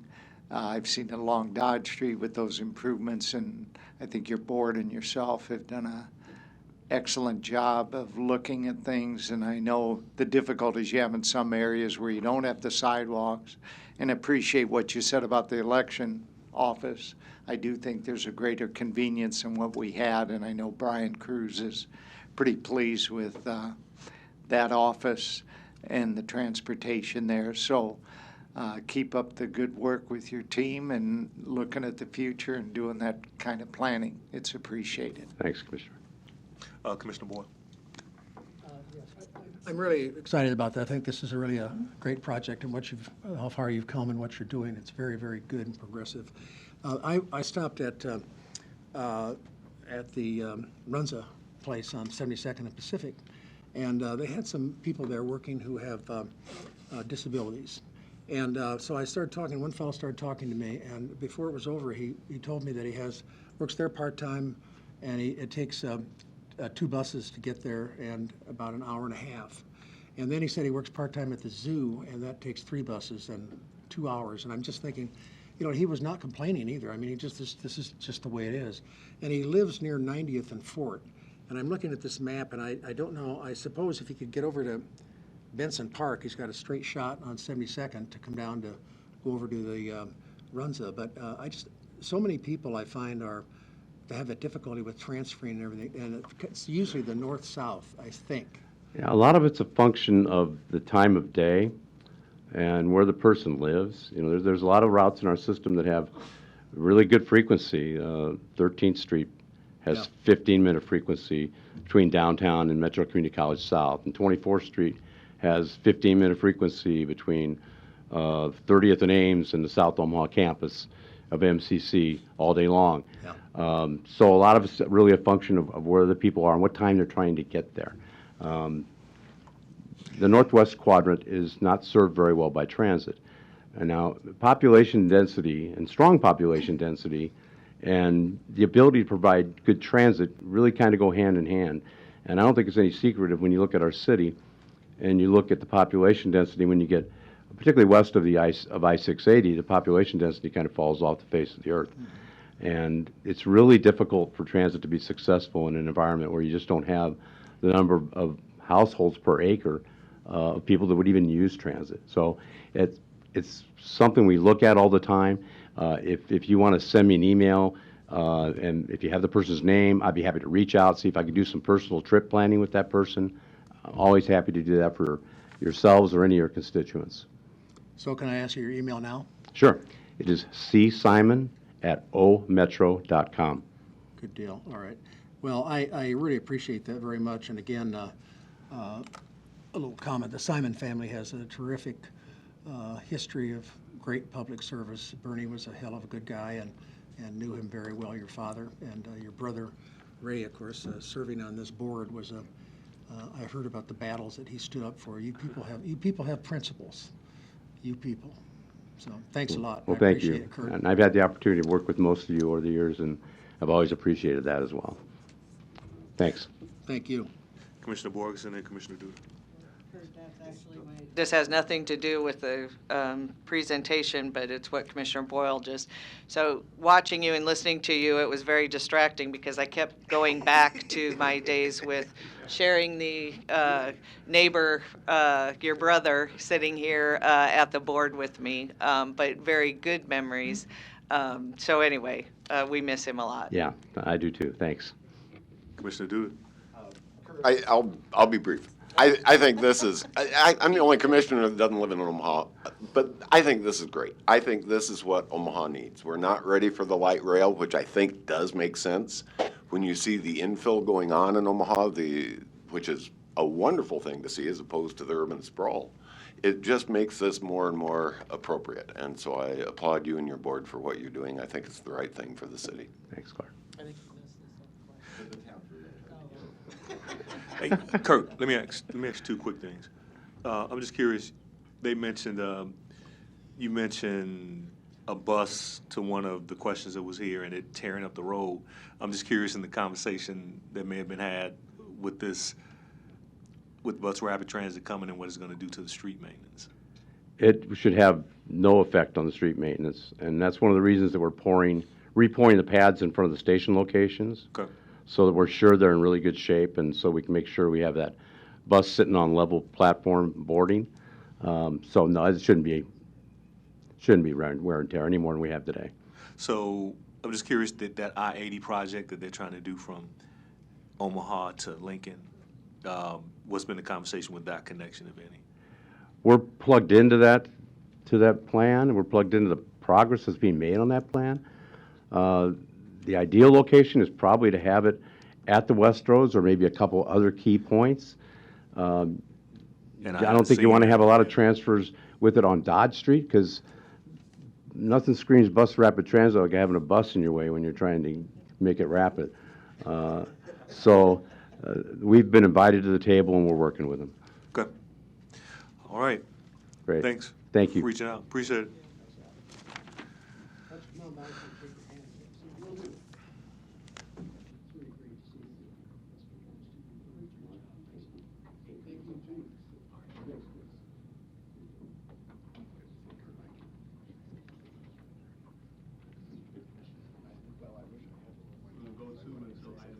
7.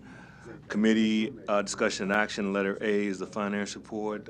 Commissioner Morgan, is it as submitted? As presented. As presented, we'll go to item C, which is Child Youth Service Report, and item F is the monthly Douglas County Youth Center Report. So, yep. Kurt, if you all can take it to the back of the council, okay, appreciate it. While Brad's setting up, let me note, the last Child and Youth Service Committee, we had a discussion on the topic. So what I've asked Brad and those guys to do, we've been through the report pretty much, so we should be able to look through there and know what we're looking for to ask questions. But I've asked them to be brief with that and asked them to expand a little bit on the conversation that we had at the Child and Youth Service Committee about room confinement, so we can make sure some of those facts are known to the public. So with that, Brad, I'll turn it over to you.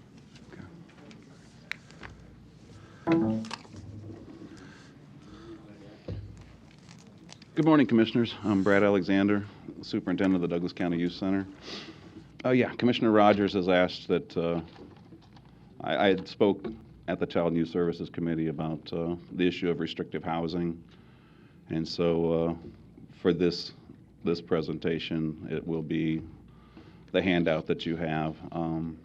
Like I mentioned last month, Shauna Johnson, she's our special education teacher. And so I hope that we'll have time for her to give her presentation of the special education, and then. We'll get into the Okay. room deal. Sounds good.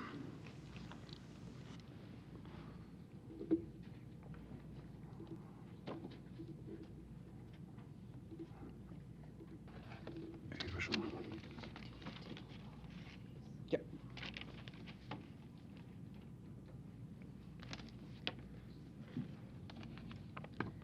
Good morning. My name's Shauna Johnson, and so I'll just kind of give you a brief of who I am. So I have been a teacher for 13 and a half years. 7 of those years I've been with Omaha Public Schools as a special ed teacher, which part of my day entailed going to DCYC to service the IEP students within OPS that are there. And then 6 years ago, I've been with the county evening and weekends working with primarily special ed students. So we'll kind of just go through each slide. I did not number them, but feel free to just ask. I know I heard like another presentation. I was like, oh, I didn't number them. Sorry. If you have questions, though, feel free to just ask like right away. That's fine, unless you want to wait till the end. So the first one, so with the primary verifications, I didn't know NDE Rule 51, it's under Title 92, but I did give on the green sheet the definitions of each of the disabilities, just in case you weren't familiar with them. And so primarily our youth that are coming in, they're verified primarily with an emotional disturbance. Most of them are under that inappropriate types of behavior or feelings under a normal circumstance. And we're sitting at like 49% year to date. And then the other big one would be the specific learning disability. So your standard range is around that 100. Average range is 85 to 115.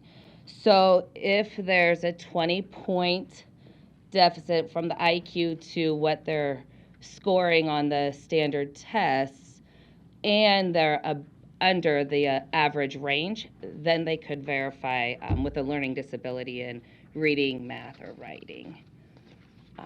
And that's like 33% of our population. So in November, currently, the youth that came in this month, it was 5 of them have a learning disability, and 4 of them have an emotional disturbance, and then you can branch out the rest. On that note, most of our youth have multi-verification. So like, for instance, there's one youth in there right now that has an emotional disturbance, a learning disability in reading comprehension and math, reasoning, and they have a speech language impairment as well. And so you'll see that I'm doing just the primary one, so this one has the most impact in their educational needs. Going on, you'll see the school district by date. So 117 of the 138 year-to-date youth come from Omaha Public Schools. I believe like OPS is huge, so it's around the 52,000 students that we serve, and there's 95 schools within OPS, so we do have a lot there. And then the next one would be our Millard youth.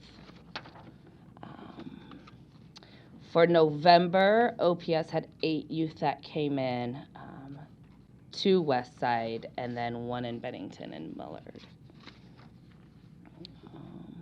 This kind of breaks down where the youth were prior to coming to DCYC. So if they were at a high school, I put the high school or middle school, and then if they were at a placement, I would put it as a placement, and there's only 1 that was placed at Boys Town prior to being at a school setting. Uh-huh. Okay, keep them at that, okay. Okay. And then, so then this would be the special ed education detainees just from OPS. So primarily they're coming from the senior high schools, that's 46%, and then alternative programs. So that could be your Blackburn Parish, Gateway to College, Integrated Learning Program, those different schools. And on this one, I just broke down for each of them. So for alternative, most of the youth were from Blackburn that came in. A middle school would be Monroe. High school is Benson, and then the other placement is Alpha. Alpha is a behavioral level 3 placement, and OPS does utilize Alpha. So this is, I just totally skipped. So that one, there's the next slide, and that's just the year to date.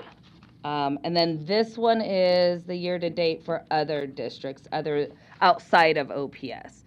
So like Ashland, the placement was Utah Holly. So that student was at Utah Holly, not really at Ashland, but Ashland is where they are recorded with Nebraska Department of Education. And then the current primary charges for November for the special education youth, terroristic threat was 2, and then the unlawful occupancy. You can see the other charges. The top 10 charges, 31 of them are a violation of probation. 26 was an unlawful absence, so they probably ran from the placement that they were supposed to be at. And then the 22 is robbery. And then when you go into recidivism, so 8 of the 12 that came in November have never been at DCYC prior to, and then 4. So that's like the 67% have not been there in November, opposed to the 33 that have. Year to date, so 72 of them have not, that's 52%, and 66 of them are repeats, and that's 48%. This breaks it down to the gender over each month. As you can see, June and August, there were no females that came in. Has only been, from January until November, 17 females, which is 12%, and males 117, which is 85%. When you go to the age year to date, each month is broke out. But then when I have it where like 16 years equals 38, so there's been 38 16-year-olds that have came to DCYC, and then 15 is at 33, so it's around that age. Race, 94 of the 138 were African American, and that's 68% of the youth that receive special education. 27 Caucasian, so it's 20%, and then Hispanic was at 12, so it's 8%. And then on this next slide, it just breaks it down by month for you to be able to see. And then the last slide is the average length of stay for special education detainees, which is, so in November, the students that left in November, the average was 79 days if you took all of them. I can tell you we had 4 or 5 youth that had been there over 100 days. And so that's going to make a huge impact in that number. So if you average it all out, it'd be like a 56-day stay. Also, currently, there's 28 OPS students there that receive special ed services and 6 non-OPS. So it's 34. Currently, we have 94 youth there. So it's about a 36% of the youth that are at DCYC are receiving special education services. Nationally, I want to say it's around that 32%. Done? And yeah, I'm done. Sorry. Oh, okay. Any questions? Commissioner Boyle. Sorry. I want to ask a couple, but Okay. do you know how these young people get, it's probably not exactly relevant, but how do these children get to these special schools, or they're in your control now? So when they get out, do they go back to the alternative schools, or what happens? So it's going to depend on OPS. Like if they're an OPS student, if they're gone, I believe it's around the 10-day mark from the school that they were last enrolled, they will have to go back to TAC and go through the process of being assigned a school. Some of them, yes, would go back to the school that they came from, but that not necessarily will they all go back there. Okay. I mean, I can't speak for Let them. me ask you, what is your, this is the first time I remember seeing this kind of a presentation, but are you, explain what your role is at the youth center. Are you at the youth center to come up with all this? Yeah, okay, so yes. Ask all these questions? Yes, so evening and weekend, I'm 30 hours part-time with DCYC in the evenings and weekends, servicing the special education population students or other students on the unit. So I do go to all the units, servicing the students, helping them. Not all of them at that time receive special ed services, but if they want extra help and they feel like they need the extra help, they'll ask, and I don't hesitate helping all of them. And then that's when I would put this information together. So Mr. LaFleur and I have actually been working on this project for about 2 years. So we had to figure out like how to do all the statistics in Excel, and so there was a huge process there. And then this is the first one that I've rolled out. And so you're the one who does all the screening and applies these standards to these children? So they'll come in. So Jennifer Beck is our school liaison, and so she'll get if the student receives special education services or not. I am the OPS special ed teacher that comes in and works for the OPS special ed kids. So I do all the IEPs for those students. But when they're verified, they have to go through that whole process of being verified. And that's the MDT process that they go through. Okay. They'll go through screening for an IQ and that sort of thing. Thank you. Yeah. Commissioner Cavanaugh. Thank you. Thanks for this. Yeah. So you're an OPS employee, is that right? So during the, yeah, I know. So during the day, yes, I am. So OPS has me, part of my day, I'm servicing the OPS students that are at DCYC. So right now I have, the 28 on my caseload. So I have to make sure that all the teachers receive their IEP at a glance. I hold all the IEP meetings. I reach out to families. And so that's my part for OPS. And then DCYC, I'm there again part-time in the Okay, evening so and your weekends. day job at OPS, are you at a particular school, or are you at the So part of my, TAC? so my office is out of TAC, but I do have an office at DCYC because half Sure. of my day is spent there and I have a big caseload. I'm there. I also work, I'm a work-based learning teacher, so I have Omaha North as my assigned school, and then I'm part with the transition program, so that's the 18 to 21-year-olds that receive services, and I do oversee the Goodwill and Planet Fitness, so Okay. kind of all over the place. I know. It sounds like you have a busy day. Yeah. So I don't know if I'm just missing it, but Mm-hmm. on all of the presentation graphs that I'm seeing, there are no private school kids. So is- so when it comes to special ed services, Yeah. I'm only doing the school district and what school they were at. So then I would assume none of the ones that are at a private school are receiving special ed services that are at DCYC throughout this year. Why would that be? I mean, they're in the population, aren't they? Well, they would be, but I do the special ed set, so I can't say, like, there could be a general ed student that's at DCYC from a private school, but they're not receiving special ed services. So not everyone's gonna receive that service. I see. So this is a separate population from the overall students. Right. This is just So special ed This is students. just our special education Okay. population. And my understanding was OPS used to provide, regular educational services to the Douglas County Youth Center and currently does not. Is that right? To the not special ed students? I can't speak on that. I believe it's all Well, county. we'll get to yeah. that with Brad, I but think that's all. historically, I remember a period when they may have, and now, those Well, and I services. believe DCYC is now a Rural 18 school, and so then they have their general education staff on board. Right, in the right. county.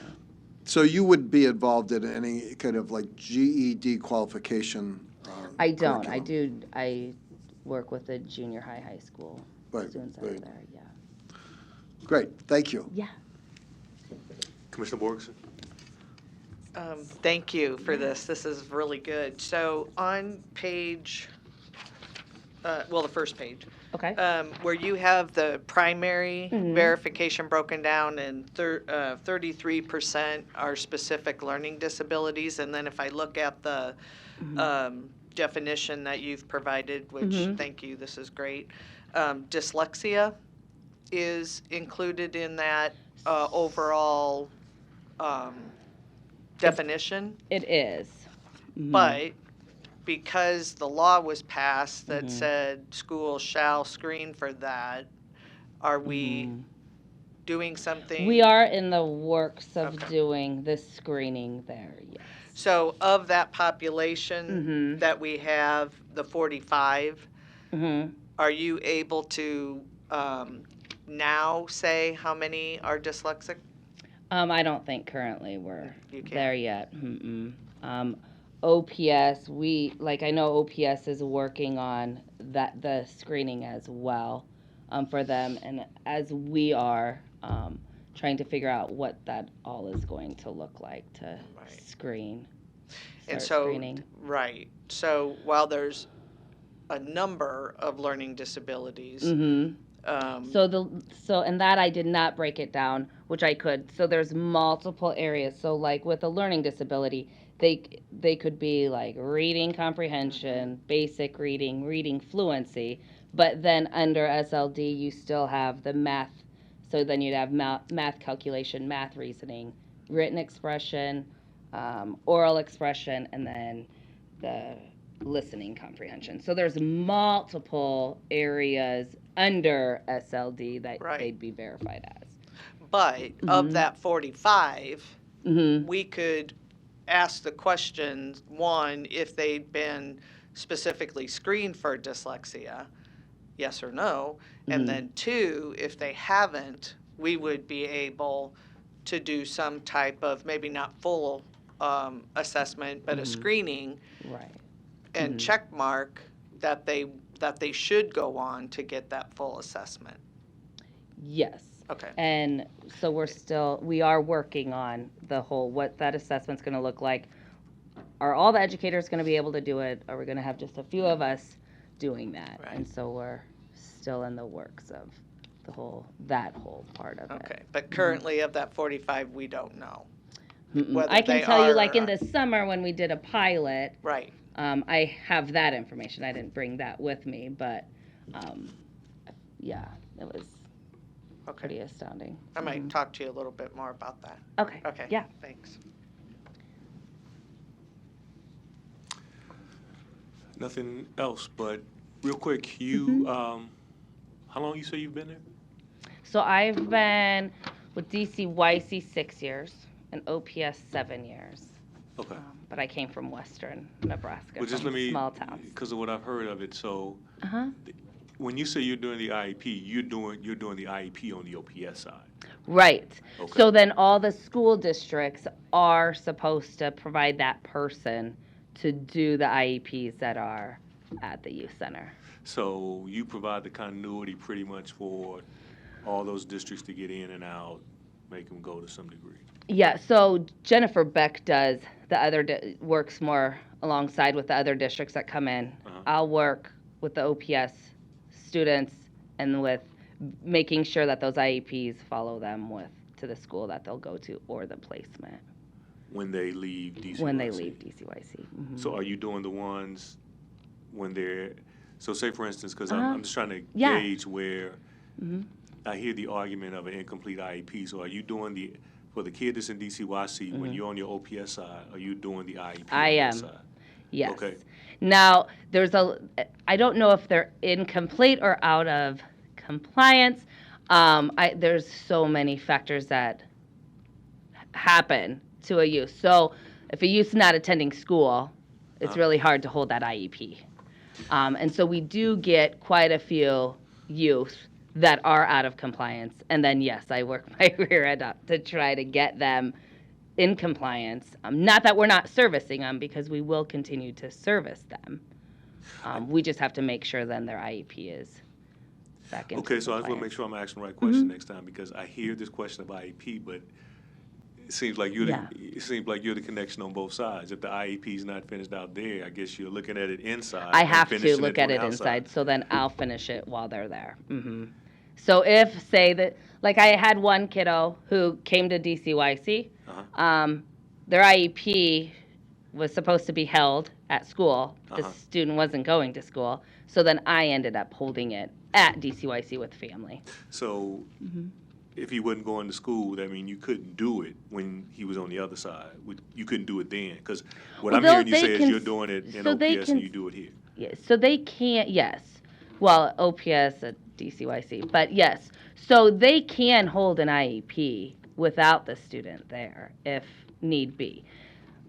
Best practice is if the IEP is going to be where they're going to turn 16, you strongly want the student there. So I make sure that all of the youth that are at DCYC that I write IEPs for are there and have a voice, because it's solely for their education. So the other young lady that you mentioned, in addition to you, she could be doing them too. Not at, she's not a special ed teacher. So if it's another school district, that school district would come in and do the IEPs to keep them in compliance. Okay, so it'll be too much for here, but this is just a question. Can you give me the answer? I hear this side, so you're on DCYC and you're on OPS side. I hear this argument that on the OPS side, people are coming in with incomplete IEPs. So I'm wondering if you are one and the same. Well, I'm not How one can and the they- same, because I'm not at the 95 schools that they could potentially come from. So I'm not the person that would write the kids' IEP. Their Okay. school, Okay. their primary school would hold those IEPs. Got it. I do the ones that are at DCYC. So you don't touch currently. them IEP. You don't touch an IEP until they come. Right, us. to Okay. DCYC, yeah. That got me. Okay. Okay, sorry. I think you. Oh, come on. It was of November, there were That 90, ended- how many kids? So, well, currently, we have 94, Four. and 34 of them are receiving services. 28 of them are OPS. The other 6 are non-OPS. And then, okay. Where'd the 138 come from? Oh, year to date. Oh, year to Yeah. date, okay. Yep, Okay. year to date. So just for the record, Uh-huh. because I looked at Commissioner Kraft, and a IEP is an individual education plan that a kid in special ed has specifically when they're diagnosed with something. When they They qua- have yeah. a IEP set to them to guide their education. Right, so they'd go through that MDT prep Okay. process first, which I just want to does make sure. that. I- Yes, Okay. yes, you're right. All right. I think you're good. Okay, thank you so much. So Brad, if there's anything that you want to point out quickly, because I want to facilitate this other discussion here, okay. This is Dave Collins. He is our lead teacher, our principal. I think he just had a couple of things that he would like to share real quick. Good morning. Good morning. Just some clarification, maybe this will help. I know the reading question has been brought up. We did a pilot this summer. We selected 13 students that we felt could show signs of being dyslexic. So after all the testing that we did and the procedural things we did this summer, 6 of those kids could have symptoms or could show dyslexia. Based upon that, if you look at our student population, at Thanksgiving we had 74 students. Today we're at 94 kids. Big concern. We looked at percentages of reading, and we found that over 75% of our kids read at 2 grade levels or below. So I think you can understand the severity of that. Because students in class, one of the main reasons why they misbehave is they can't read the materials that are given to them. So what do the kids do? They act out. They don't go to class. And when I do intakes with all the kids, I ask them certain specific questions, and their frustrations is reading the materials that are being used and some of the technology that they can or can't use. So at DCYC, we've had many discussions with OPS to try to draw the gap. OPS the last 2 years is running, they ran a pilot and now they're running a course on literacy skills. So what we're trying to do is kind of piggyback a little bit off of what they're doing and to provide the same kind of resources for kids that come from OPS. So if you have a student at Benson who's a 9th grader that's had that class or is currently in that class, we can try to provide the same type of services for them while they're at DCYC. So what we have taken is a holistic approach. And by that I mean is we're trying to work with all the kids with reading difficulties, not just the kids that are totally maybe dyslexic. So that's the challenge right now. We have a group of our teachers. We're going to go visit 3 OPS schools that have shown great strides in reading. Northwest is 1, Morton is number 2, and Bryan Middle School is number 3. So our teachers are going to go there in January. They're going to see what's going on with what they're doing with reading assessments to what types of strategies that we can bring back into our facility, train our teachers, so when a child is there, and you have to understand, our kids are only there about 45 to 50 days. So the challenge is getting these kids assessed quickly and providing the appropriate instructional strategies. So once they do leave, maybe they'll be a little bit better off, okay? So that's kind of what we're doing with, with the reading end of it. So I just thought I would bring that up to you. And you got 2 questions, Sure. Commissioner Kraft and Commissioner Brooks. Yes. Do you have any indication at how well we are achieving the increase in reading skills?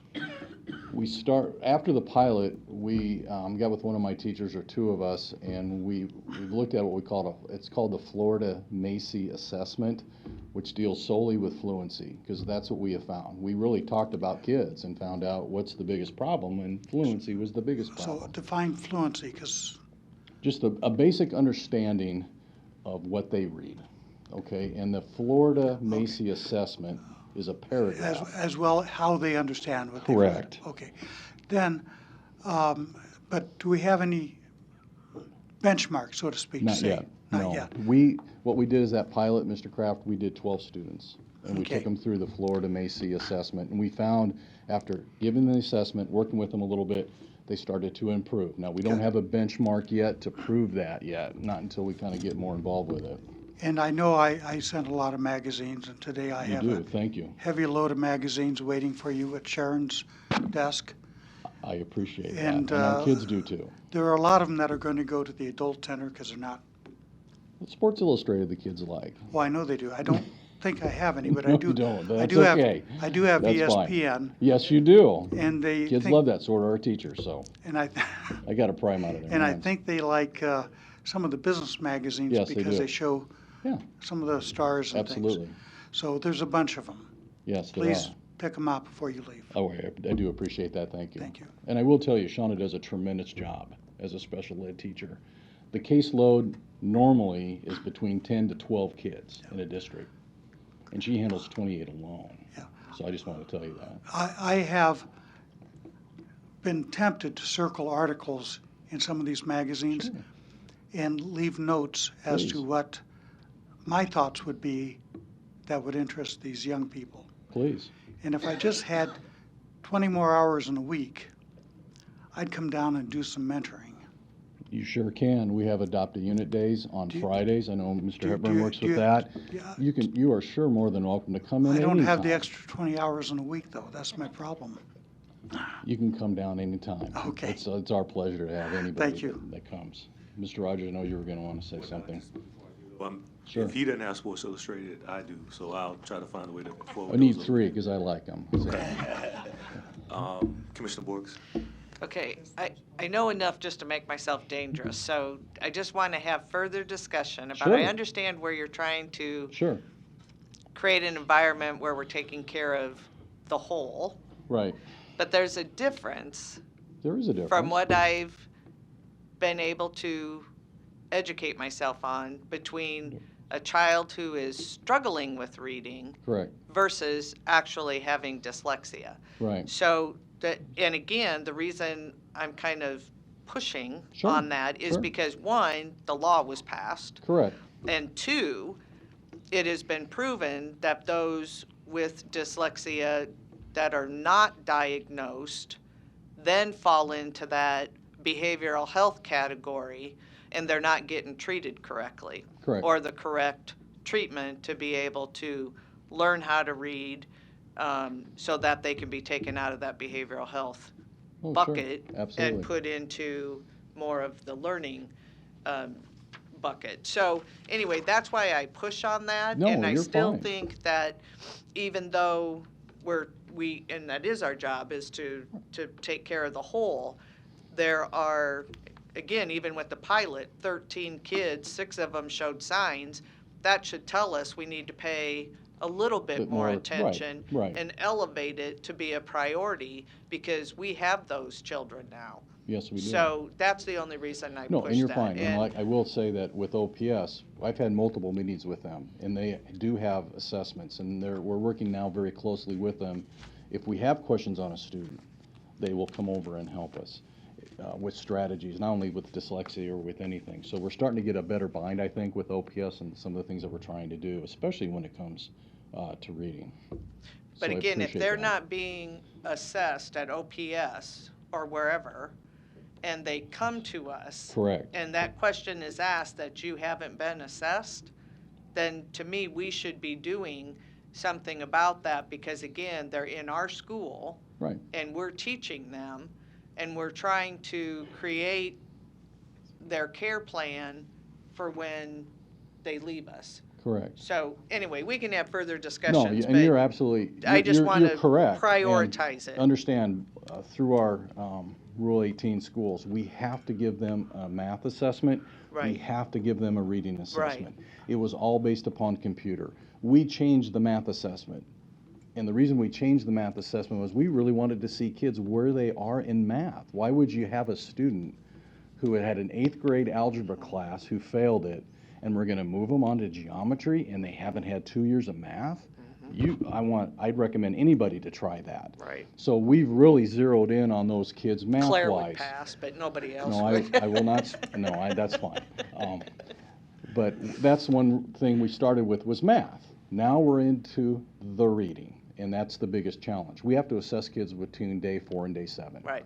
And if you're only here 45 days, that gives us 38 days. Right. That gives us 38 school days to try to do what we can for these kids. Right. And that's the challenge we're working with right now. And Right. it's a challenge because Oh, yeah. we've got kids, I tell you, Well, let's talk a little bit yeah, more and that's about fine. that, because again, I think if we prioritize it, we can do it, find a way to do it. Sure. And I really, truly believe that we need to, because again, putting a child in the bucket of behavioral health versus a learning bucket is doing a total disservice to that child and their family. So, and the stories that we've heard over and over and over and over again about it convince me even more. Right. Okay. Okay, thank you.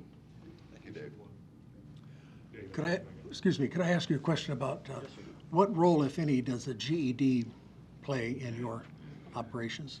A student has an opportunity for a GED. When I do intakes with all the kids, I never tell them or say to them, do you want to graduate? I always tell them, when you graduate. And then they're like, oh yeah, I do want to graduate. So then I ask them the question, what would you like to do? Some of these kids, when I look at their credits and I analyze the transcripts, I realize if I have a senior with 6 credits and he's only going to be here with me for a while,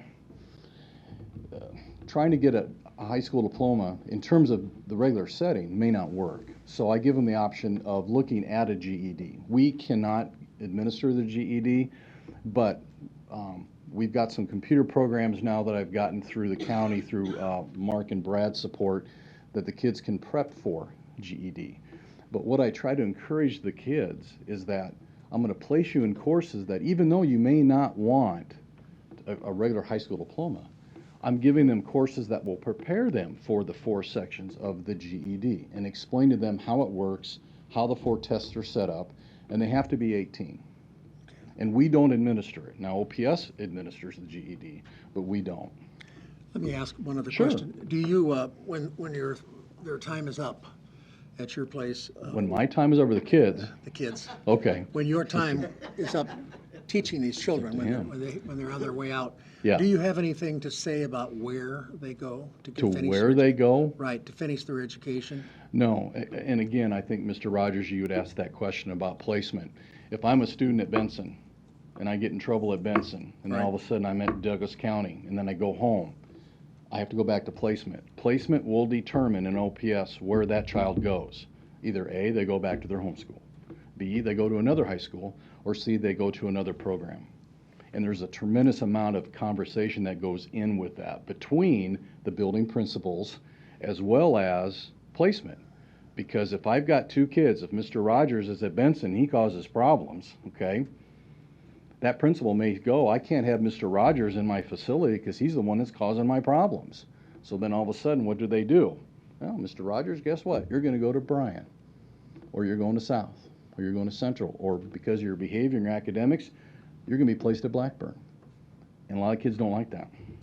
Well, you know, But that's how that's how the system kind of works. I was listening to a man talk about these children that are placed in some of the alternative schools. He didn't have transportation. Right. Didn't even know where it was. Correct. That's all I want to say. Something's broken. Yeah, and I totally understand that. Why would you want to put a student that lives out in the western part of the community and have them go down to South and they have to get their own transportation? Why don't you think kids want to go to school? Well, Kids are not going to the schools because of transportation. Yeah. They don't want to catch a bus. I know kids that take an hour-and-a-half bus ride to and from school. That's a lot for a 16-year-old kid. Yeah. Thank you. So, would you want to do that? Would you want to, it's a tremendous issue. Yeah. And it really is, so. Unless you're going to school at the Westroads. Yeah, and they can take that bus, but a lot of the bus transportation has been eliminated by the Yeah. schools because of financial things. And kids can't get a bus there, so, anyway. Thanks. Yeah, Thank you. Any highlights you think need to be stressed before we go to that confinement discussion, or? No, unless you want, you want Greg to, I think he You want to can. come through real quick and just know what the breakouts are? Sure. Okay, and then we'll go into the room confinement.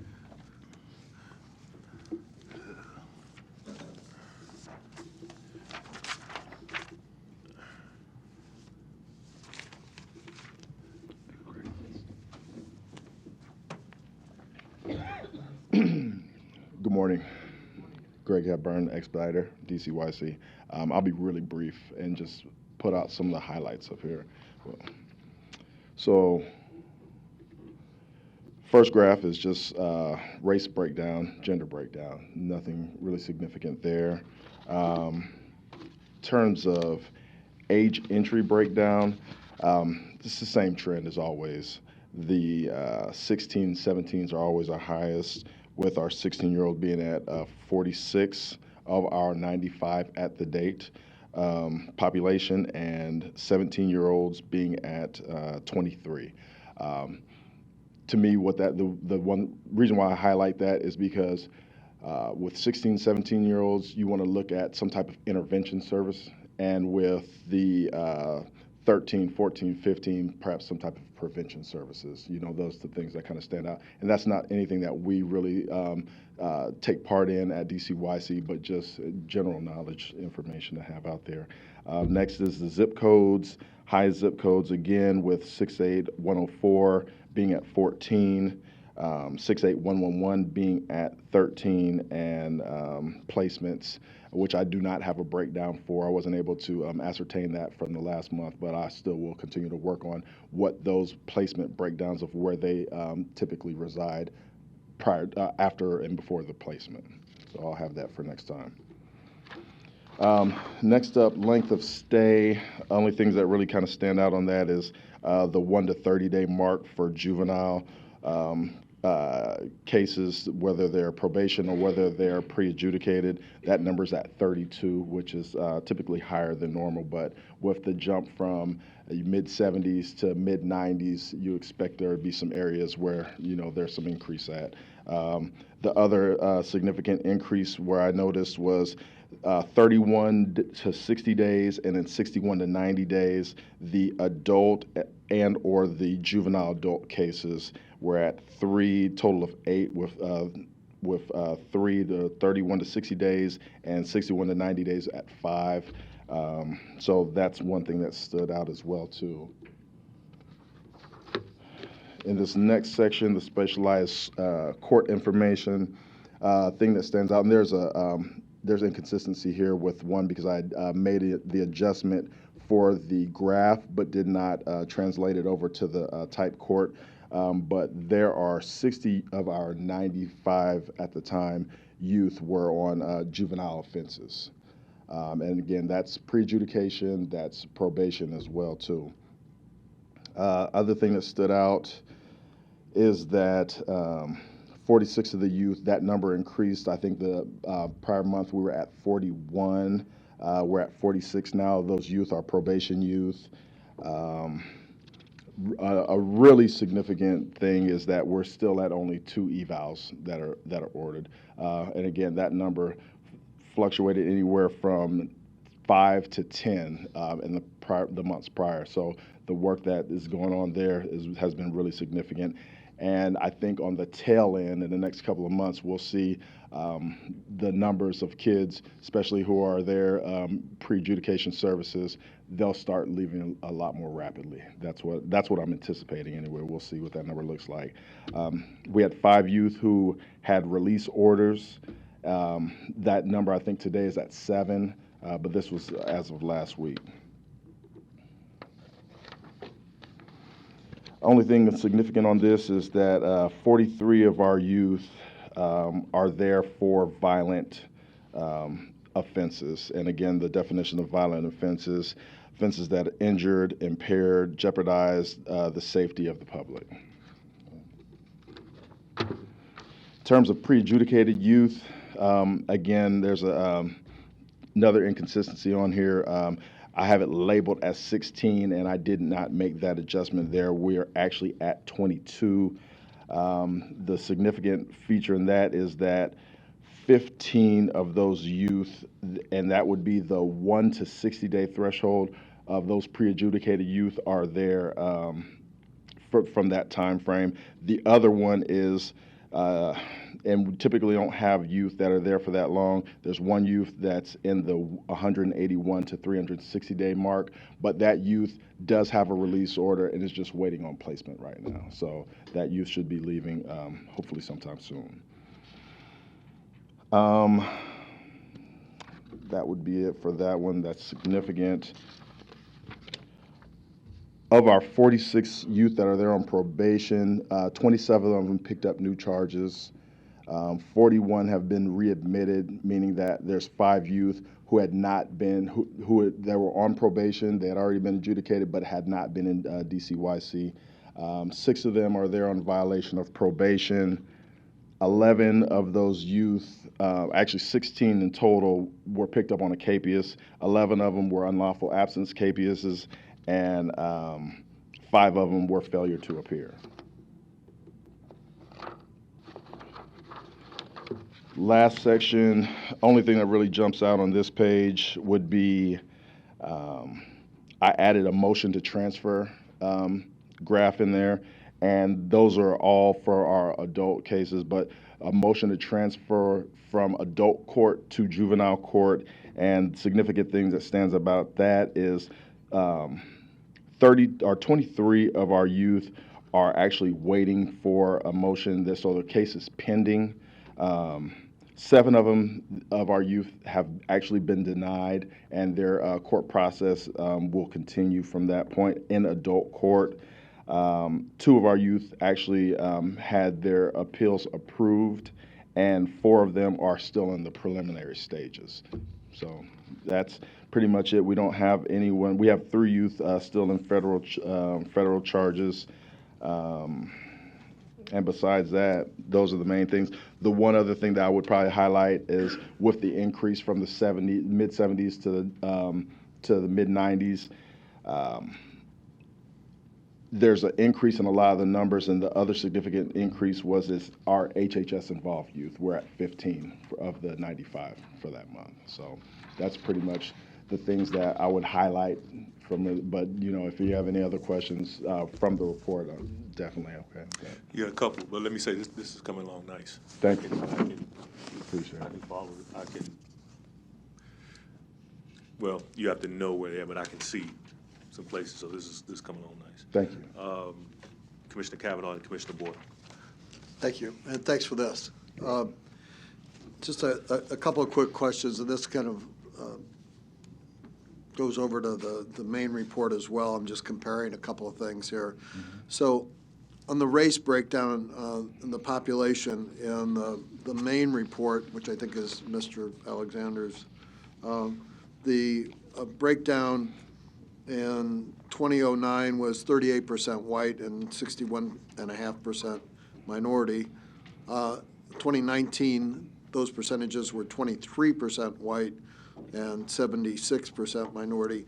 The breakdown that I see in your document is slightly different, and this may be because of the time frame, but it has a 77% minority and 18% white breakdown. A couple of questions. Sure. That only adds up to 95%. Is there some other category that's not represented in there? No, these are the numbers. They're all added up to 95, which is our daily population for the day. And again, this is just an at a glance. So no, I understand. And right. Because you take glances at different times, percentages can vary as well. Right. So I was wondering, is the racial breakout of your report or Mr. Alexander's overall report more recent? Which was done more recently? Mine would be more fluid, and I'll let Brad speak to that. Thank you. I think a part of this is Greg's reporting on actual numbers. And so on the day that he put that together, there was 95 kids. And so it would add up to 95, whereas mine are percentages, so hopefully mine are close to 100%, but his would only be 95. Oh, I see. That's not percentages. That's actual individuals. I'm sorry.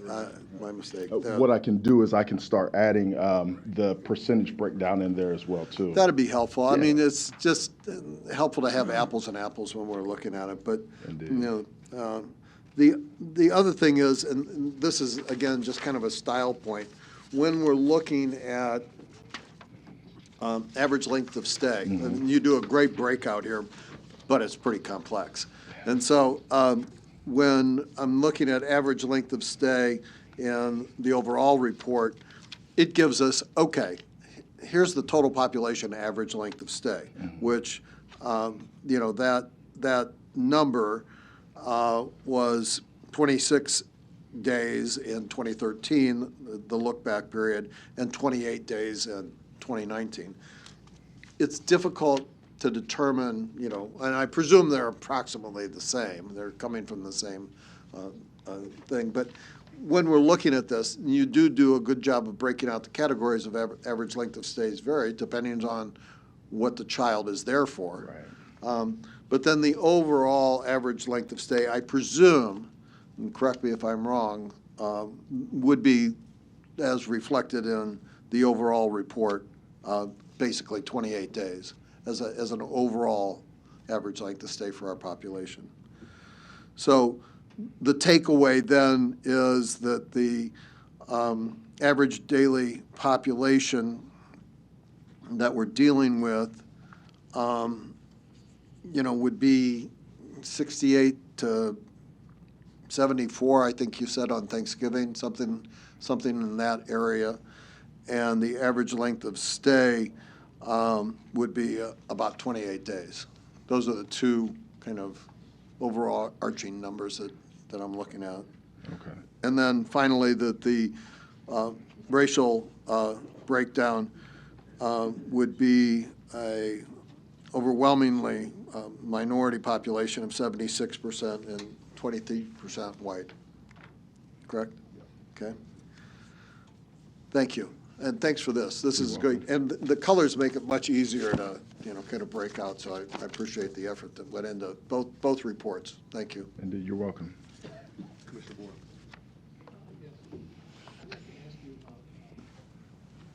Probation.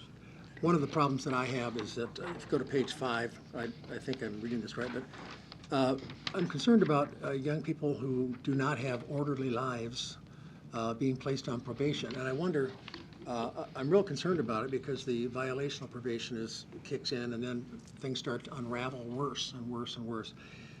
Tell me, if you can, I think you can, just pull out somebody that you're familiar with and tell us what they did to violate their probation.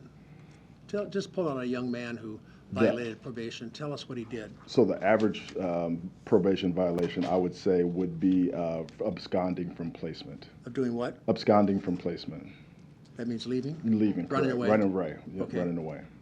All right, and what is, I've never really got this through my chocolate head, but what is this, what is it, unlawful absence? What does that mean? That's a runaway also. Runaway, Yeah, okay. But that could be from placement, it could be from home.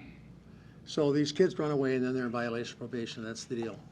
That's usually the big reason? It's a lot, it's a good percentage of the reason, what do you other think- than new charges. What do you think can be done to prevent that? I mean, if they're in trouble at home and things are bad at home and stuff, then we send them back home, and are we surprised? Anybody surprised that they run away?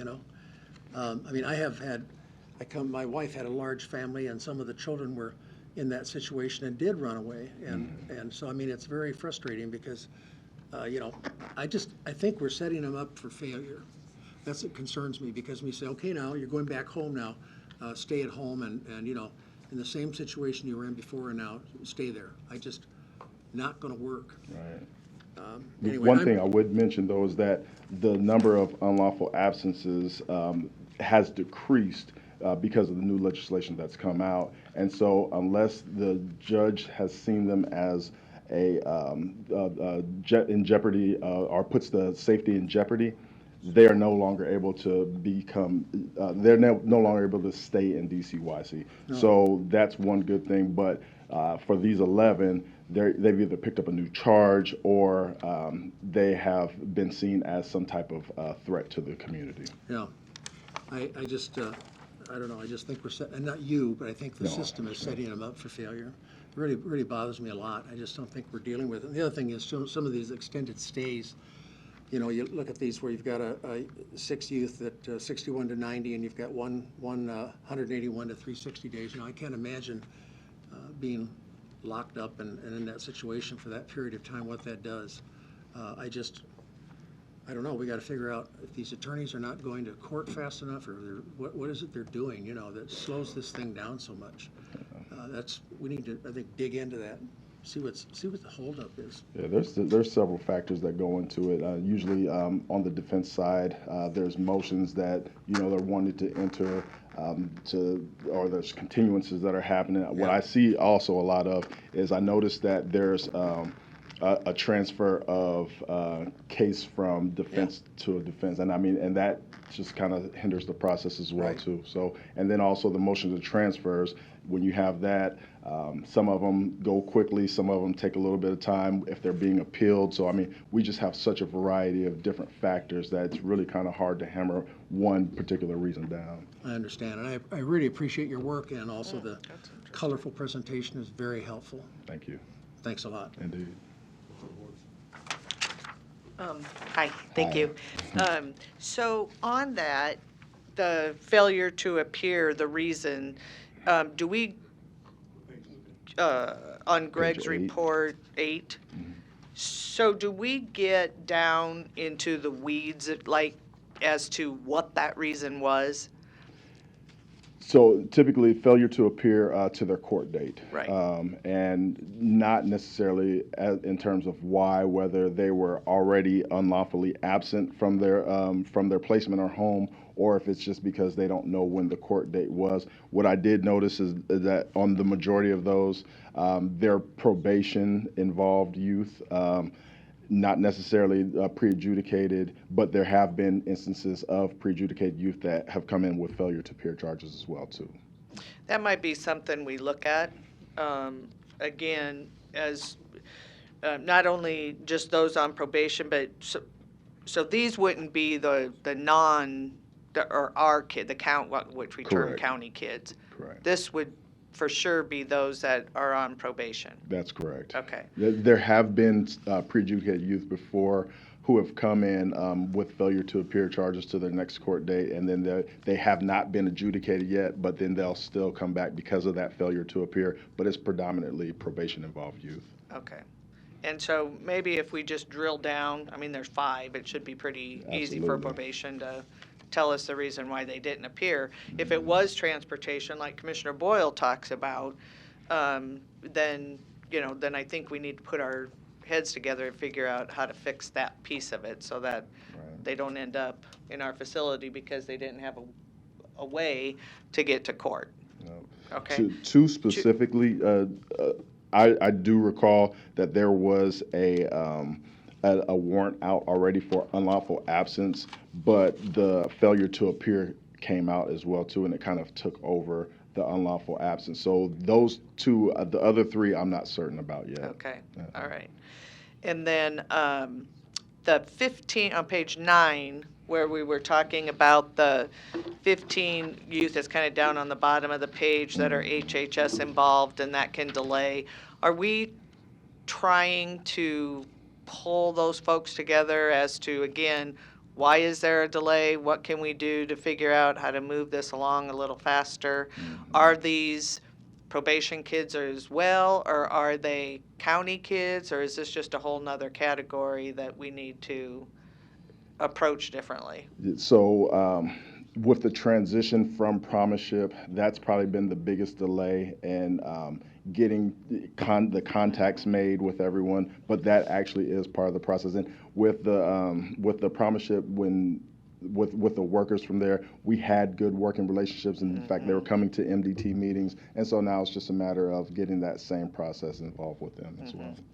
Yeah, I kind of figured that was what was going to happen. Hold that point, because just this morning, I confirmed with St. Francis, they're gonna come January 14th. So I'm just saying, everybody hold that question. Yeah, okay. And then this is on Brad's report, but very disappointing that our parent meeting in November, no parents participated, no families participated. So again, that does, I guess, trigger in my head that, one, we need to be looking at where were these families that didn't show and what can we do with community providers, not the big ones, but the grassroots right there in their communities, right there working with the families and the youth. How can we get them and utilize them more so that they can be engaged? Because it's going to make a difference. If there is a community provider in the community that looks like them, talks like them, lives by them, and they trust, versus somebody coming in from way out wherever and then saying this is how things are going to go. So again, we just have to kind of think a little bit differently. And to me, this is a really, really big flag, red flag, that we had no parents, no families that participated. And that to me is just very, very sad.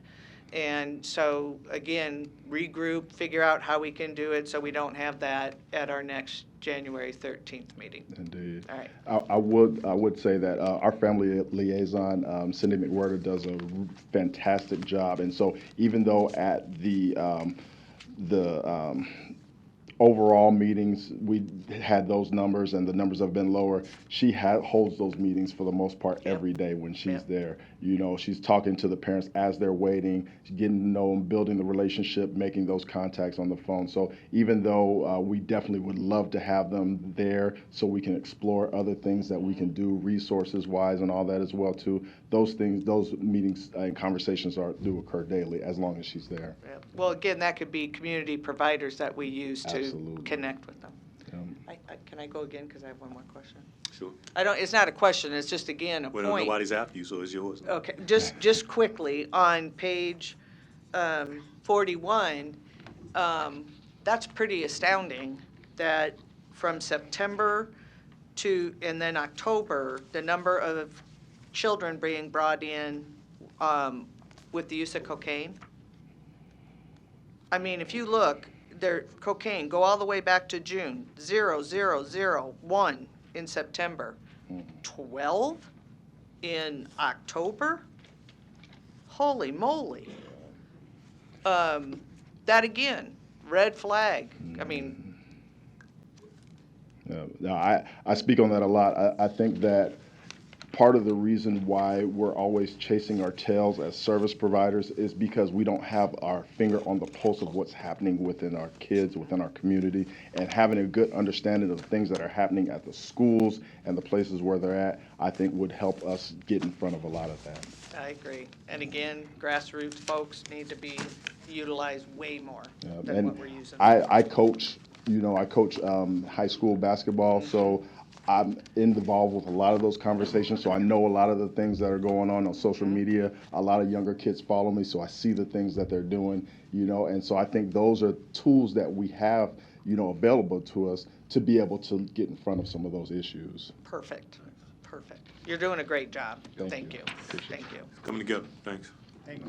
So, Brad, just quickly, I want to introduce this and put this on.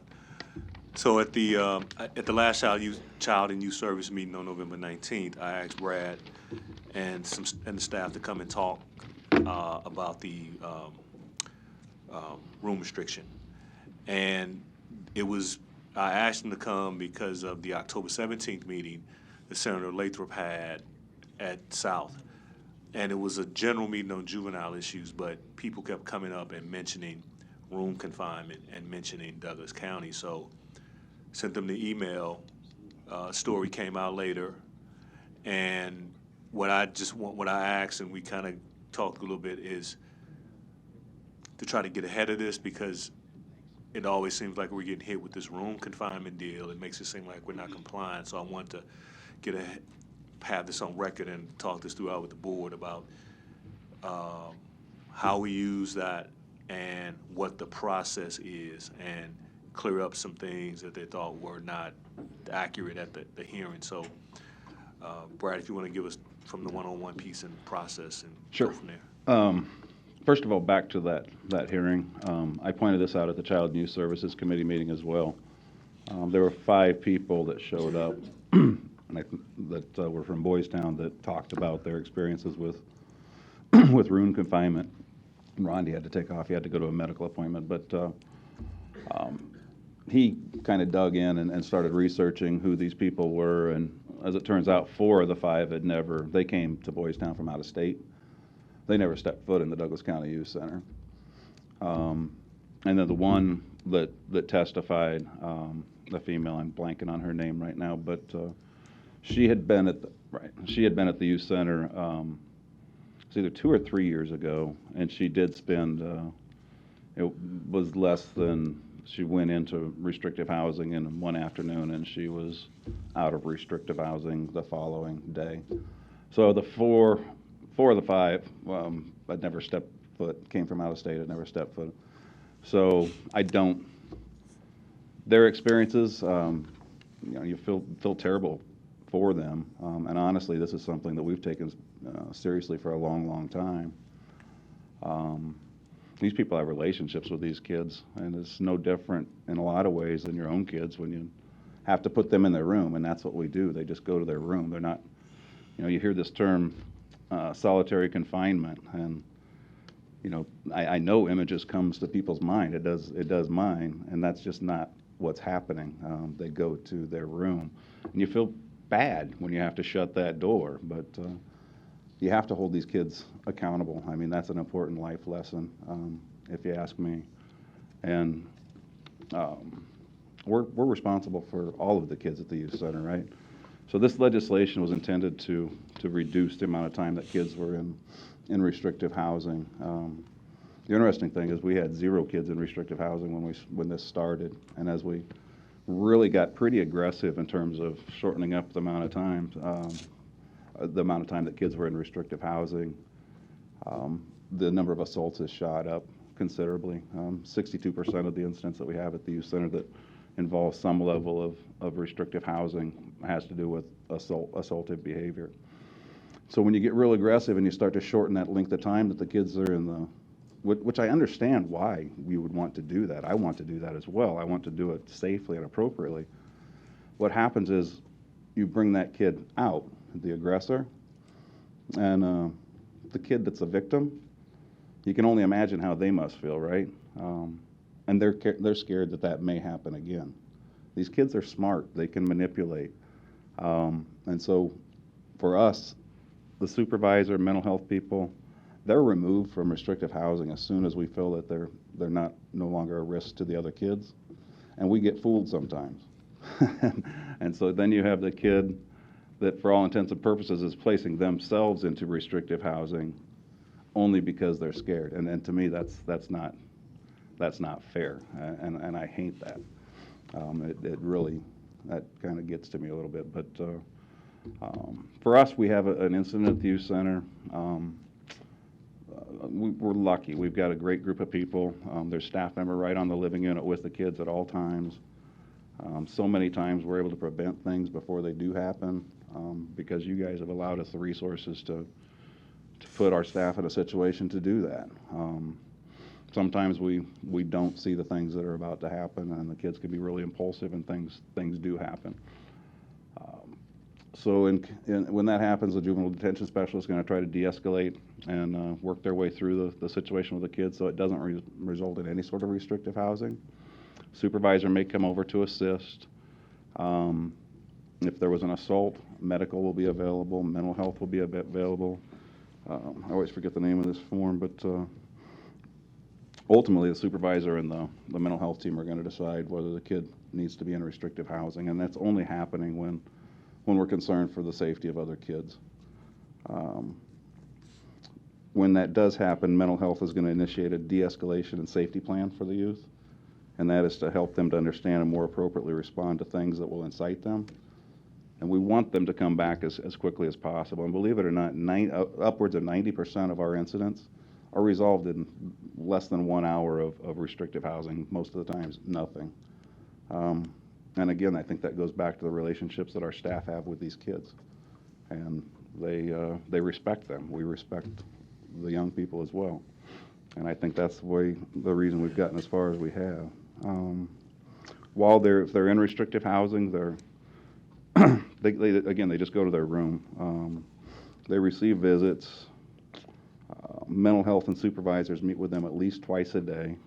We get really aggressive in terms of what do we got to do. We don't want you to be in here. What can we do to get you back out? Rondi, again, is not here. He does a wonderful job. Wayne helps out. We get a lot of people involved in these people's lives when they go into restrictive housing. They get recreation.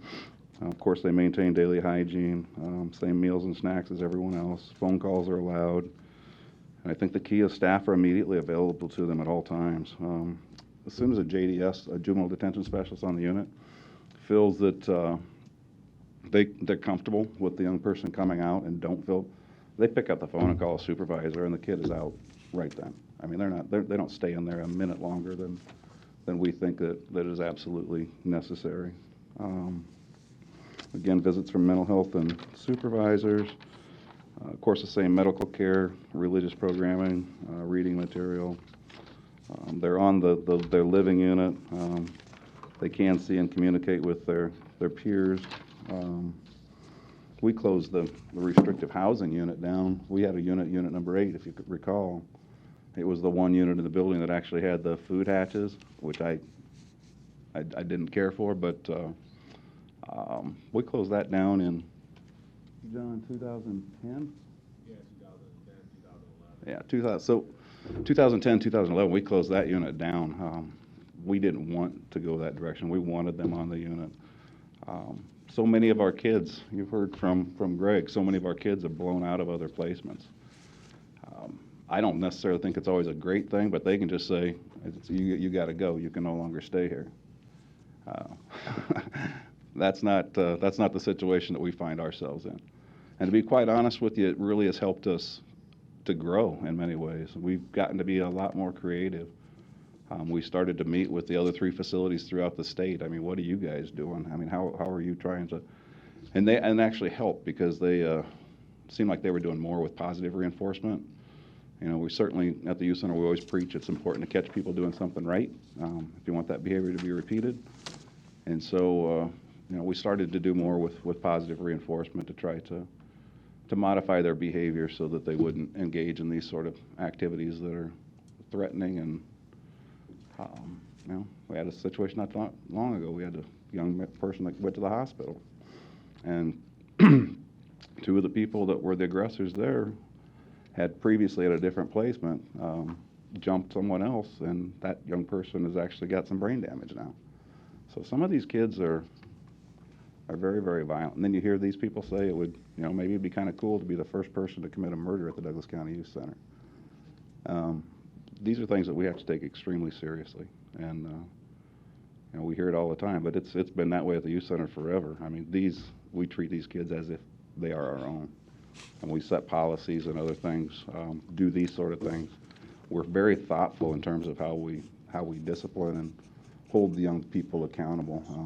While we're doing that, we still want them to know that we love them and we want the best for them. In many ways, we kind of take on the role of a parent. We take care of other people's kids, so that's a responsibility that we take quite seriously. So I see other people have questions, so I'll be quiet. Well, I'll make 2 points because that's, I guess, the main thing I wanted to go. Because you mentioned the imagery when you say solitary confinement, there's no isolated unit, some kids there. And also, when you get on room confinement, you got the big unit with the other rooms in it. The kid is in their room. So it's not like you're in a room somewhere unmonitored. No. Because that's the imagery that you get to I some agree degree. completely. Okay. Yep. Commissioner Boyle, Kraft, and Commissioner Borgeson. Thank you. I just wanted to make a statement that Brad and I talked about, the information that was given at that hearing. And after he had investigated it, we put together a letter that I sent to Senator Lathrop and the others on that committee, setting the record straight that the truth about the young people, I don't know what that was all about. I was very surprised. But anyway, I did set the record straight, say that's not what happened. Thank you. You good? I'm done. Commissioner Kraft. When the youth is in room confinement, does he or she have reading material? Yes, sir. So and they have education, things, too. Pardon? The teachers continue to work with them as well. Okay, so it's not really solitary, it's just you're sent to the room and you're there for less than an hour most of the time. Upwards of 90% of the incidents are resolved in less than an hour. I mean, we have mutual fights that we're able to work our way through, and just through conversations, and the mental health teams have been a real blessing. Thank you. And Yes. it's resolved right then and there. Good, thank you. I just wanted to make sure about the reading material. I'm done. Commissioner Borgeson. Well, I think one of the things too, if there's a way to change the conversation, we all know that there are bad kids and that there needs to be a place for these bad kids. But we also need to talk about the successes and the nonviolent kids and how the success of them coming there and, you know, going back out into the community with their families or wherever they're going to go become, again, back to being just a normal kid. We lose that because I think there's such a sensational normalizing of violence in this society. And somehow or another, we have to change that story to the successes of our kids. That yes, they may have ended up in our youth detention center, but they're back in with their families or in the community, and they're being very productive youth again. To give those that are still in the youth center a sense of hope that things aren't so gloom and doom when they do get out. I don't know how we do that, but I get so tired of everybody, again, if you can't even watch the first 10 minutes of the news because it's about every single bad thing that has happened in this county. But if we would change that, I think we would change mindsets of people to be kinder, to be nicer, to have the hope, reach over and give those kids hope, those families hope, that people can overcome this little blip in the road that they have. Again, knowing that there are some youth who are just bad kids. We know that. But don't focus on them. Don't focus on the bad in our community, but focus on the good in our community. I don't know how we do that, but for us, I think we can at least tell our story different than what has been told of late. I heard Mike Myers, he read a letter that came from somebody that had been, I got several of those on my desk from families and kids, and I could certainly make that a part of the presentation too, is to share what we're hearing from people that, and sometimes it's families that are reaching out to us whose kid is currently in, and a lot of times it's families and even kids who have been with us that are out and like you said, doing well. So I could certainly be happy to share some of those stories. I think that's it, Brad. But like I said, when we mentioned the meeting, I wanted to come, get it on record, get the commissioners there, but also, even like I noted then, us to be more proactive in responding to this, because the way that lingered out there, it made it seem like we had something going on that wasn't there. So thank you. I appreciate the opportunity to address it. All righty. With that, we're done with the agenda. We are into executive session. Thank you. We do have need for oh, sorry. You want to? May I have 1 minute? Please, on that, dude. Yep.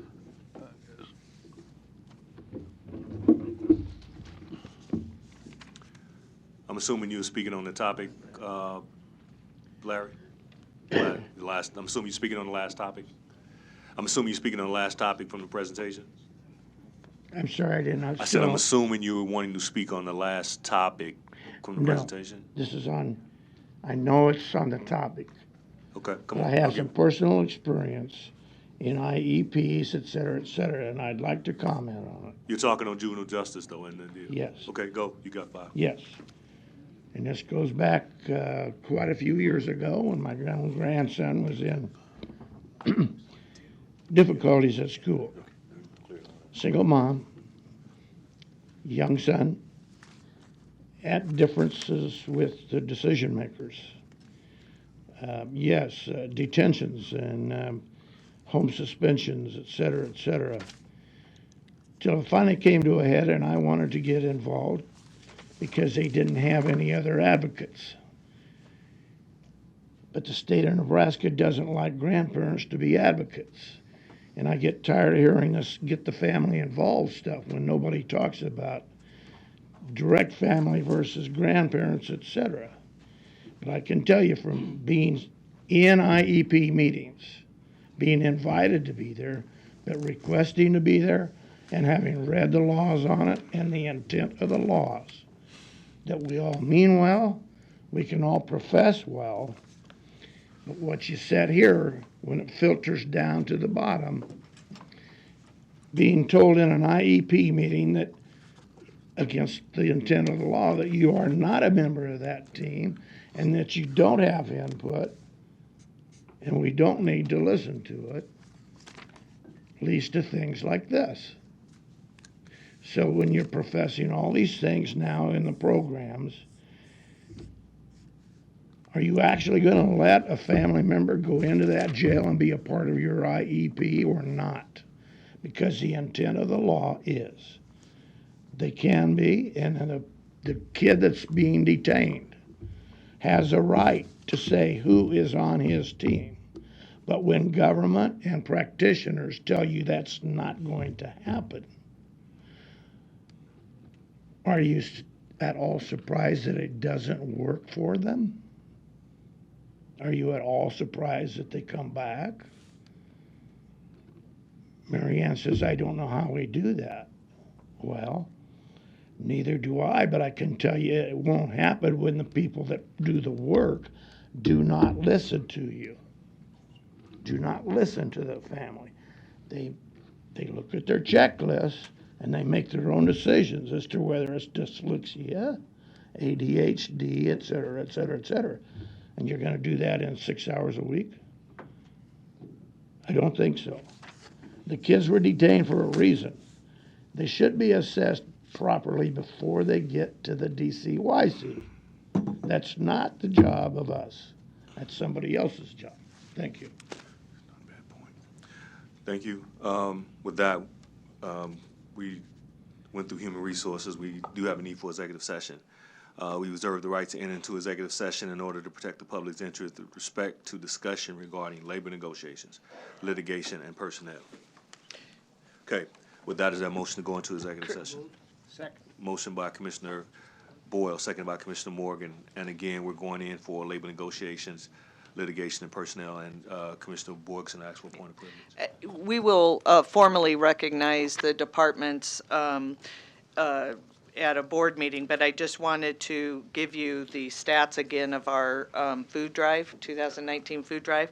Again, amazing. 10,237 items were collected. Over 5,000 of those came again from our 911 department. Their items went to Project We Care. The Jack came in second, and their items went to Heartland Hope Mission. And the General Assistance came in third, and their items went to Together Inc. So I just want to thank all of the employees that participated in the food drive again. And again, the generosity that our staff has in giving back to the community is phenomenal. So thank you, and we will recognize them at a later board meeting. Thank you. Thank you. Please, we do have motion second. Please vote. And we're going in on personnel, litigation, and labor negotiations.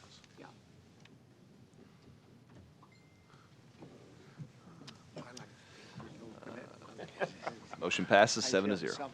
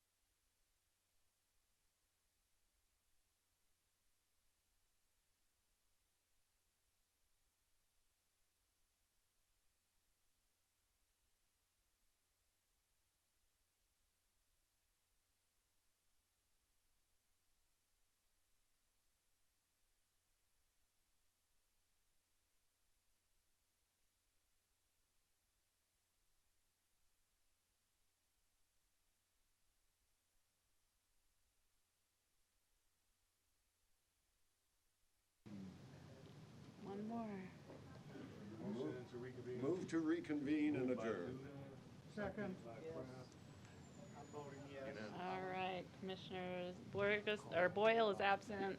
Commissioner Borgeson, Commissioner Duda, Commissioner Kraft, Commissioner Morgan, Commissioner Rogers. I think I got everyone. Motion passes.